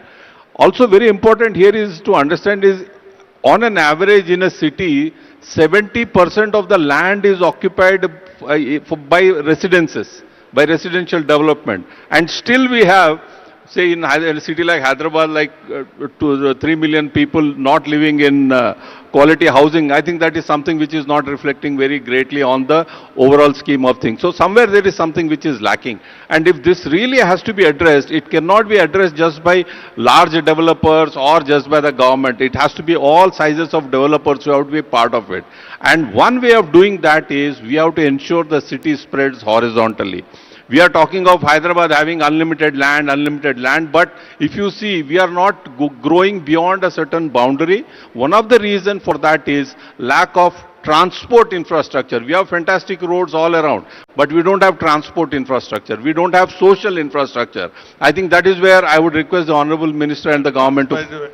In transport, now we are planning a metro line more than 300 kilometers, second and third phase also. Absolutely. Definitely it will be useful for in city. Yeah, I think once that happens, once the transport infrastructure and automatically the social infrastructure will start developing, then I think you will find lot more developers coming into these peripheral zones to develop the affordable housing. I think that is one area where the government can play a facilitating role than directly be a part of the PPP model. Thank you so much, Anandakishore ji. So, Preetham, just one point, one point I would like to add. I think the objective of the entire PPP model should be government should not lose money, private sector should make money, and people should find solutions. That could be the broader vision statement. Nicely put, Ajitesh, nicely put. So we are almost nearing the end of the session. I will pass on the mic to Mr. Suresh, and then the Honorable Secretary will also conclude the session. But we want to throw the floor open for some Q&A. Yeah. So if there are a few questions, we will come to you, sir. The mics will come to you, but after Mr. Suresh's commentary. Yeah. I wanted to add one dimension to the whole, because the whole thing is housing. And I have here the President Shekhar Reddy Garu, who is sitting over there in the front. He is also there. He is also the National Vice Chairman for the Indian Green Building Council. I bring to your notice the important comment. It is not 4 walls and a roof. How to make the home also green in a large way. Integrated water management, integrated energy management, integrated waste management, saving of water saving, energy saving, and good interiors coming, good green to be developed over there. And the Indian Green Building Council, the headquarters is only in Hyderabad. And IGBC has done phenomenally well. And you'll be very happy to know, out of nearly 15 billion square feet of green development, which is about 1,500 crore square feet, mind you, 1,500 crore square feet, the housing component itself is of the order of around 3 billion square feet, and that's about 3,000 crores of housing. That's a very big number. And and we have got ratings available for middle income, high income, and affordable housing is a very major component. We have a rating for affordable housing also. My suggestion is that in addition to the other components which we are discussing, also add on the dimensions of environment friendly, ecologically appropriate, energy saving, and other features to be introduced in that. So the quality of the housing, in addition to just being walls and roof, will also bring in a house to a home component of good quality being brought in. And I'm sure Shekhar Reddy will take over as the national chairman, like he will become the national president of CREDAI in Hyderabad, both happening. Telangana should be able to do a very good thing for all the housing that you do in the by Vision 2047, also to bring the dimension of green home as an important one. I thought I'll bring that because that discussion did not come so far. You talked of land, infra, you talked of money, but not on the green component was not mentioned. And it's a very major area IGBC is contributing. It's available in Hyderabad, and please do that also in a dimension. Thank you. Sure, sir. Thank you so much, Mr. Suresh. Mr. Gautam, if you have any... okay, so we'll throw the floor open for questions. So if we can have a couple of mics passed around, please. Yes, please. Can you hear me? Yeah. I'm Professor Santosh Mehrotra. I'm on the advisory council of the Chief Minister on Telangana Rising Summit in 2047. I've heard a lot about more and more development for Hyderabad. What about the smaller towns? Why is it that we are neglecting the smaller towns, which is where most of the people of your state live and most of India lives? There are several win-wins that will happen if your focus as policy makers was on the smaller towns. What are the win-wins? We talked about job creation. You want job creation near to the locations where people are actually living. Point one. Point two, you can actually use prefab in small towns. You can't use prefab to go high. In big cities, you cannot be using prefab, and therefore you have to go high. If you don't go high, the problem is that you will have to keep developing infrastructure and metros, etc., and your city spreads like this. This is the opposite of successful cities of the world. Paris, London, Japan's Tokyo, they are all concentrated cities, and they rise like that. So the point is, we have too much concentration of people coming into big cities. We want people to be located in small towns, and that's where the clusters are. The MSMEs are located there. If you build clusters in small towns, you will actually be able to generate jobs, not just for construction, but for the other parts of the economy. Thank you. Thank you, Professor. In my opening remarks, already I told you, Andy, we in Hyderabad, in between ORR, Triple R, out of Triple R, our plan is state government planning is like that. Definitely we are 100% do that thing. Just adding to what our Honorable Minister has said. My name is Narsaya. I am the Managing Director of Shanta Sriram Constructions. I am developing affordable housing. But, Sir, Honorable Minister Garu, Meeru Kuda construction line lo unnaru. We are facing a lot of problem in developing an affordable housing. See, practically state government is not giving any concessions to any of the affordable housing. The person who is selling at 12,000 rupees per square feet and a person who is selling at 4,000 rupees per square feet paying the same fees to the GHMC and the same registration charges to the registration department. If you fix 1200 square feet plinth area, below 1200 square feet plinth area, affordable housing, and fix a norm, you give a concession in registration charges, you give a concession in municipal sanction fees, and you give concession in TDR with additional floors without TDR. And other zones like agriculture or anything, without any change of land use, you should be able to give affordable housing scheme without any questions. Then I think the probably be every private builder will come forward to do the affordable housing, sir. Thank Sure, you. sure, and manchi idea icharu. Definitely government will think that way also. Thank you very much, Thank sir. Gautam sir, you wanted to respond to the earlier question as well. Yeah. So, responding to Professor Malhotra's points on the strategy for the smaller towns, as Honorable Minister said, the government has already taken up construction of houses in all these smaller towns. We have taken up construction of 50,000 houses in the smaller towns itself. Already these projects are ongoing.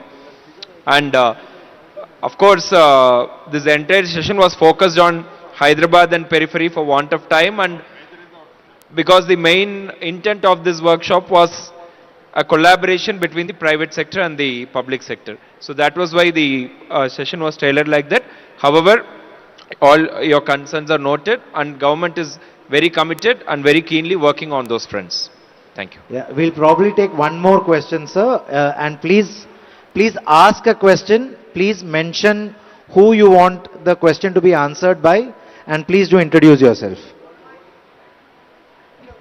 Sir, please ask the question. You can stand. Hello. Yeah. My question is to the Honorable Minister and to the MD of the Housing Corporation. I represent here from National Institute of Rural Development, Panchayat Raj. I think Mr. Suresh and other people are talking about the affordable housing. Second thing, they are talking about the Nirmiti Kendras regarding the material availability, other things. Sir, what I found when you go to the affordable housing, we do not have the masons trained in this technology. So National Institute of Rural Development is giving a training in all these technologies. I think Government of Telangana can utilize the services of NIRDPR to train all their masons in this affordable technology so that greenhouse building can be constructed. Second thing is with regard Nirmiti Kendras. So it's a very good concept where the material can be made available to the especially PMA beneficiaries. That's a major challenge they are facing with regard to material. So there is a need to revive the Nirmiti Kendras so that they can build the technologies. And I went to Nirmiti Kendra of Telangana, it's a defunct. Huge area is there. So if you can revive it, I think they can take the help of NIRDPR in training people and doing this so that we can build up the masons across the state so that the affordable housing can be taken place. So the government of Telangana can bring the masons of the state to NIRD where we got a rural building technology park where different model houses are there. They can come and see and they can learn the various technology that can be available so that those technologies can be utilized and housing can be made affordable. This is my submission. Thank you very much. So, just responding to your question, in fact, I am proud to say we have trained more than 10,000 masons before our Indiramma program actually kick-started on ground. This is primarily beneficial at construction, and masons play a very crucial role in it. So recognizing this, on the directions of our Honorable Minister, a residential training program for masons was done in NAC, National Academy of Construction, which is under the aegis of state government. It's a very premier training institute in the construction sector. And in fact, there were 5-day training was offered to masons on all the innovative construction technologies, innovative construction practices. And taking it from there, 2 people, so here we had trained 2 people from every block. So from 500 blocks, 2 masons each had come here and we had organized 2 rounds of training.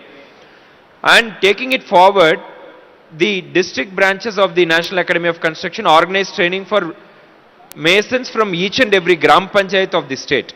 So, in fact, putting together, we had trained more than 13,000 masons as part of the Indiramma housing program. Over and above this, in each and every block headquarters, Mandal headquarters, we had sanctioned and constructed technology demonstration houses where we utilized climate-friendly, thermally efficient technologies, roofing technologies, and walling technologies where material construction costs could be saved, and these were exhibited to all the Indiramma beneficiaries as well as masons as well as the Indiramma committees who are involved in this overseeing the construction. So of course we are very keen to partner with NIRDPR as well in this front. All right, thank you. I think we have just so much time. Maybe the last question to the gentleman who got up. After that, we'll have to, I think lunch is waiting, so I'm sure everybody must be hungry as well. So quickly shoot the question, sir. Thank you, sir. Thank you. I'm Harsha from Izura. We manufacture tower.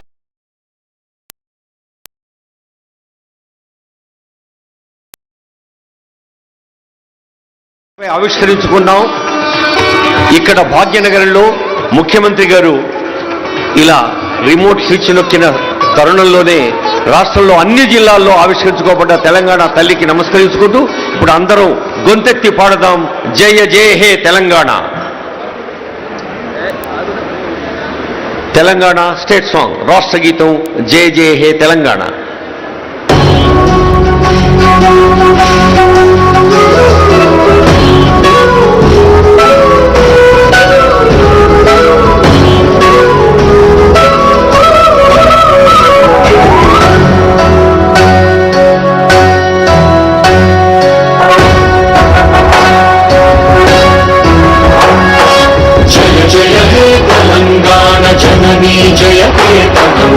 This is Arcades, Hyderabad.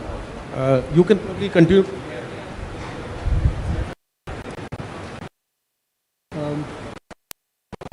Yeah. I hope I'm audible. Thank you.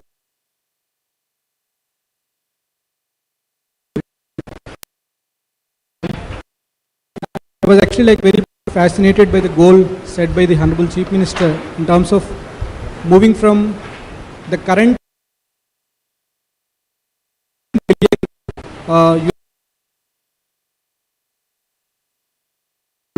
15 times the current economy, and that actually requires huge infrastructure changes, upgradations, and the new infrastructure which actually we have also seen from the other experts presented in terms of what actually has been being planned to actually reach that level. And what I want to stress here is the need for very strong digital backbone or the technology foundation for completely managing this asset life cycle for this infrastructure, and also to sustain this infrastructure, and also to have these operations well maintained and then well serviced for actual outcomes. And then I would like to actually propose the 5 layered approach, where the first layer would be to have all eyes and ears of the infrastructure in terms of having the CCTVs, having the dash cams on the existing resources like the public transportation vehicles, garbage vehicles, or actually any other source that actually we can connect with, and then have a better reach of seeing the status of the infrastructure and what is happening in terms of road safety, the demand and all of them. How can actually we can take the crowdsourced data, and how can actually we have the situational awareness about what is happening on the network overall. That's the first layer. And then the second layer actually is to enable the connectivity across the state along with the physical infrastructure. How can we develop this digital infrastructure in parallel with what is happening in the state right now, so that all this data comes to a central place like a Bharat Future City, which actually can act as a central brain, which actually can be a digital twin for the complete state, where it can actually keep evolving the in terms of the models, optimizations and forecasting, and then performance monitoring, measurement. So this can be opened for as an open service, open source, or actually any other service which can be accessible to both the public and then the private, which can enable innovation, and then lot of operational platforms that actually can be built over this to bring the efficiency and then improve the road safety among different agencies like adaptive traffic signal control system and road safety management system, to actually have the lesser response time in the golden hour, and then public transportation operationalization improvement. All these things can be easily enabled with a central mobility digital twin for the complete state with the government, enabling all the public and then private organizations. And then the last layer actually is to empower the end user service, and then having a multimodal integration, not just actually with the physical infrastructure, but also having a seamless mobility experience, not just for the people within the city, but actually also to the level of a person like residing in the village. How can we actually enable him and then connect with him with the digital connectivity, and then help him for the seamless mobility experience, not just actually them, the logistics also. So this is how I propose that like we have, we should actually have this 5-layer approach to have a very strong, efficient, sustainable and safe infrastructure possible, which actually can support this 2047 vision of Telangana Rising. And this is very much important because if you have seen the outer ring road actually was formed like more than 10-12 years back, and then this has resulted definitely a very good economy for the complete, maybe for the state as well as for the city. But at the same time, it actually is taking away almost 60 deaths per year, 65 deaths per year. And how can we improve the safety or actually reduce this loss of lives while having the economy boost? I think that is more important. So that's what I wanted to propose on having a very strong digital backbone for the mobility for the state. Thank you so much. Now, may I now request Mr. Chetan Patel, he is a CEO of Tech Store Ahmedabad, to speak on the subject IT, ITS and road safety. Yeah.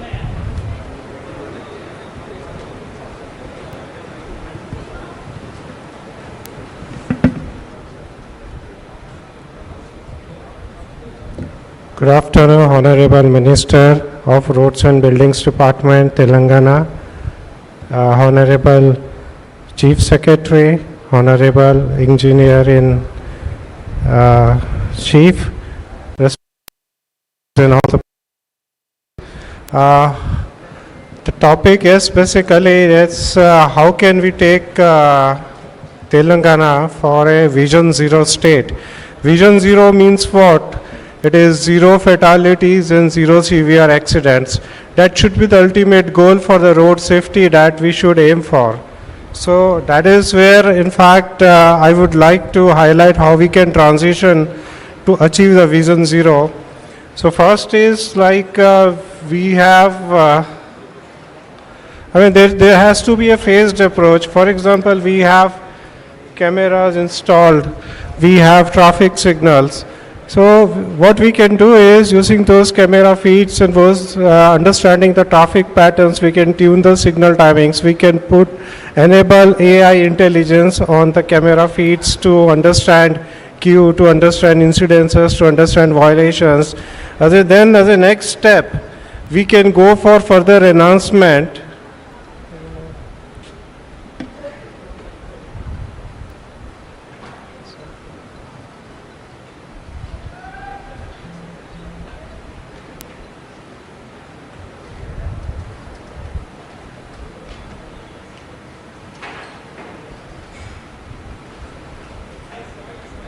Okay, then as a next step, we can go on further enhancements, like whatever the signals we have, we can go for adaptive traffic management system. We can go for deeper analytics on the camera feeds to understand the traffic signal violators, speed violators, and based on the, we can create a predictive models to understand who can be the future people who can basically get involved into accidents.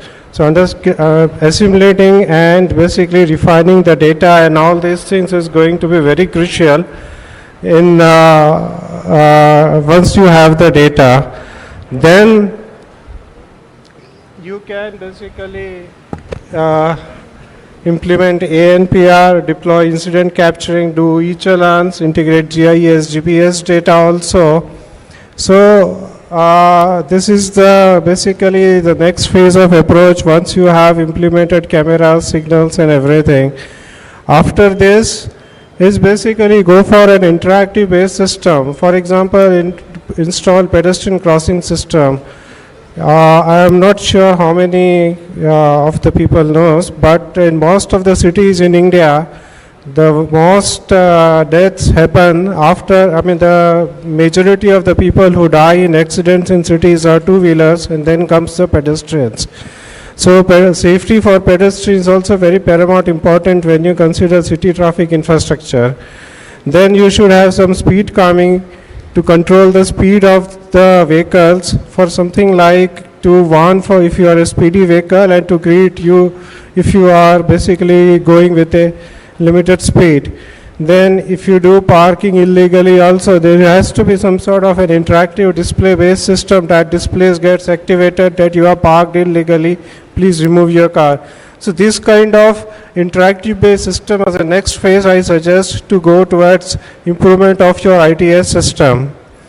Thereafter you advance AI to data mine and basically provide predictive models to identify drivers, for example, who are driving erratically, who are not driving in a queue, who are speeding up.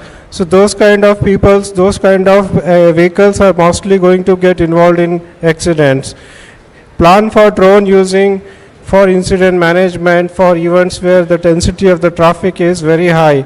I give you an example. If the drone has to be available or used, there was a massive traffic jam in MP some time back, in some couple of months back, and a person has died of a heart attack because he could not get the medicine. So if you have something like a drone kind of a system, you can deliver basically some critical medical accessories, medical assistance to people who are stuck up in the traffic also.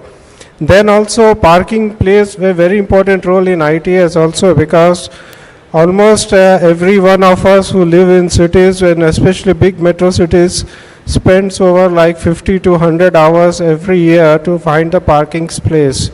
So geomap your parking places, identify parking places you have, and provide them in a digital platform so that citizens who drive can easily find the parking space. So this saves the fuel as well as saves the time also.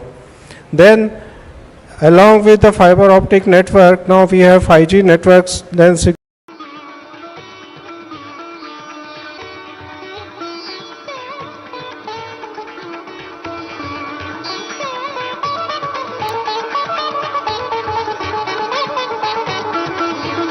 Mr. Ajitesh Garu.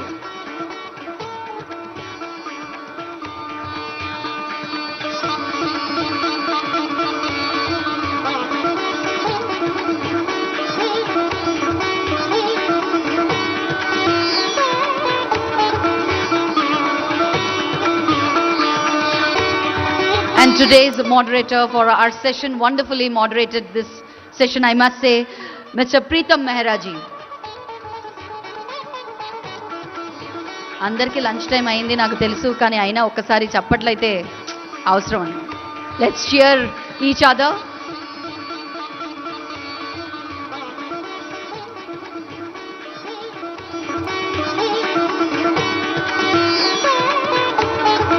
So ladies and gentlemen, with this we conclude this session of our panel discussion, and thank you to all our dignitaries who are present on stage here. This session definitely enforces that inclusive growth is built brick by brick, and every citizen should and must have an access for safe and dignified housing. Thank you one and all for joining us on stage.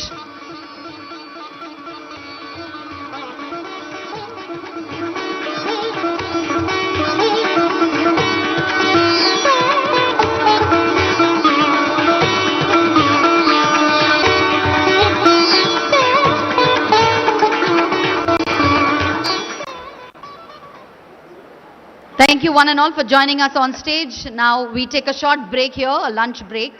And exactly 1 hour later, we assemble back again here in Hall 1 for our next panel discussion. The theme being the Bharat Future City as a magnet for 3 trillion Telangana. So let's all join back again after exactly 1 hour. But before that, we have a special video which is going to be played for you that's called Indramma Illu. So can we have the AV please. For the first time in Telangana's history, a housing mission has emerged not just to construct homes, but to build dignity, stability, and hope. Welcome to the Indirama Housing Scheme, a transformative initiative designed to empower women and provide families with a true sense of ownership. This isn't just another housing project. This is Telangana's most ambitious flagship mission, personally guided by Honorable Chief Minister A. Revanth Reddy. పేదవాడికి సొంతింటి కళ నెరవేరడానికి ఇందిరమ్మ ఇండ్లు ప్రతి నియోజకవర్గంలో already మంజూరు చేసినాం. Making housing a right, not a privilege. Across the state, a monumental 3,38,681 homes have been sanctioned. Each assembly constituency receives 3,500 houses, ensuring no region is left behind. Every eligible woman-headed household receives 5 lakh rupees as a 100% subsidy. No loans, no interest. Just a clear pathway to a secure life.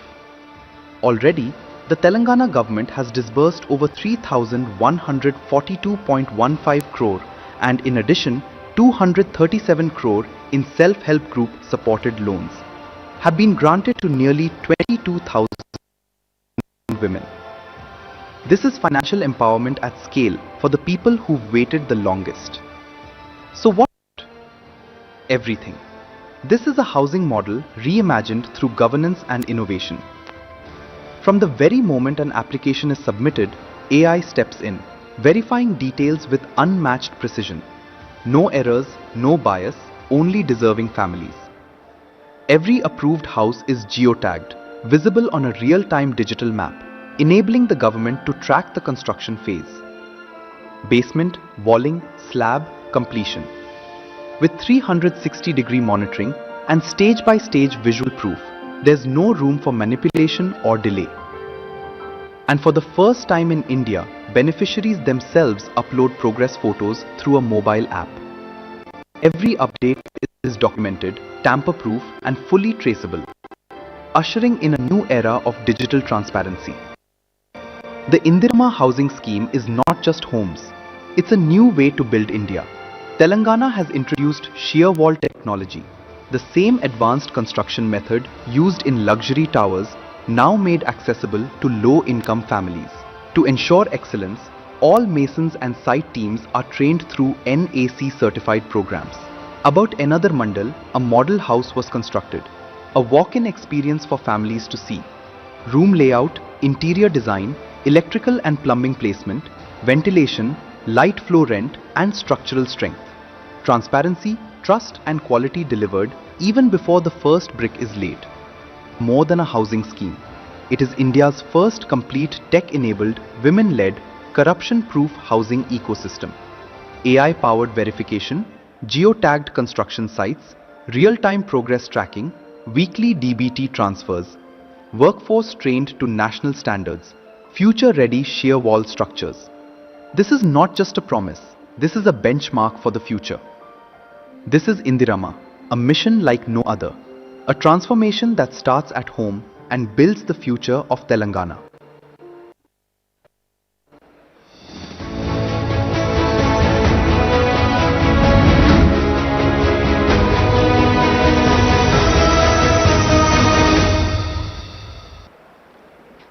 Thank you, ladies and gentlemen, for joining us in this panel session. We'll take a short break. We should be back here another 20 minutes and I'm asked to do that. So by 2:15 we shall gather here, assemble here for our next session. Well, many of you all must be having VIP coupons, then you can access the VIP lounge for the lunch break and people who have delegate coupons can access the delegate lounge. So see you all after a short break. Thank you.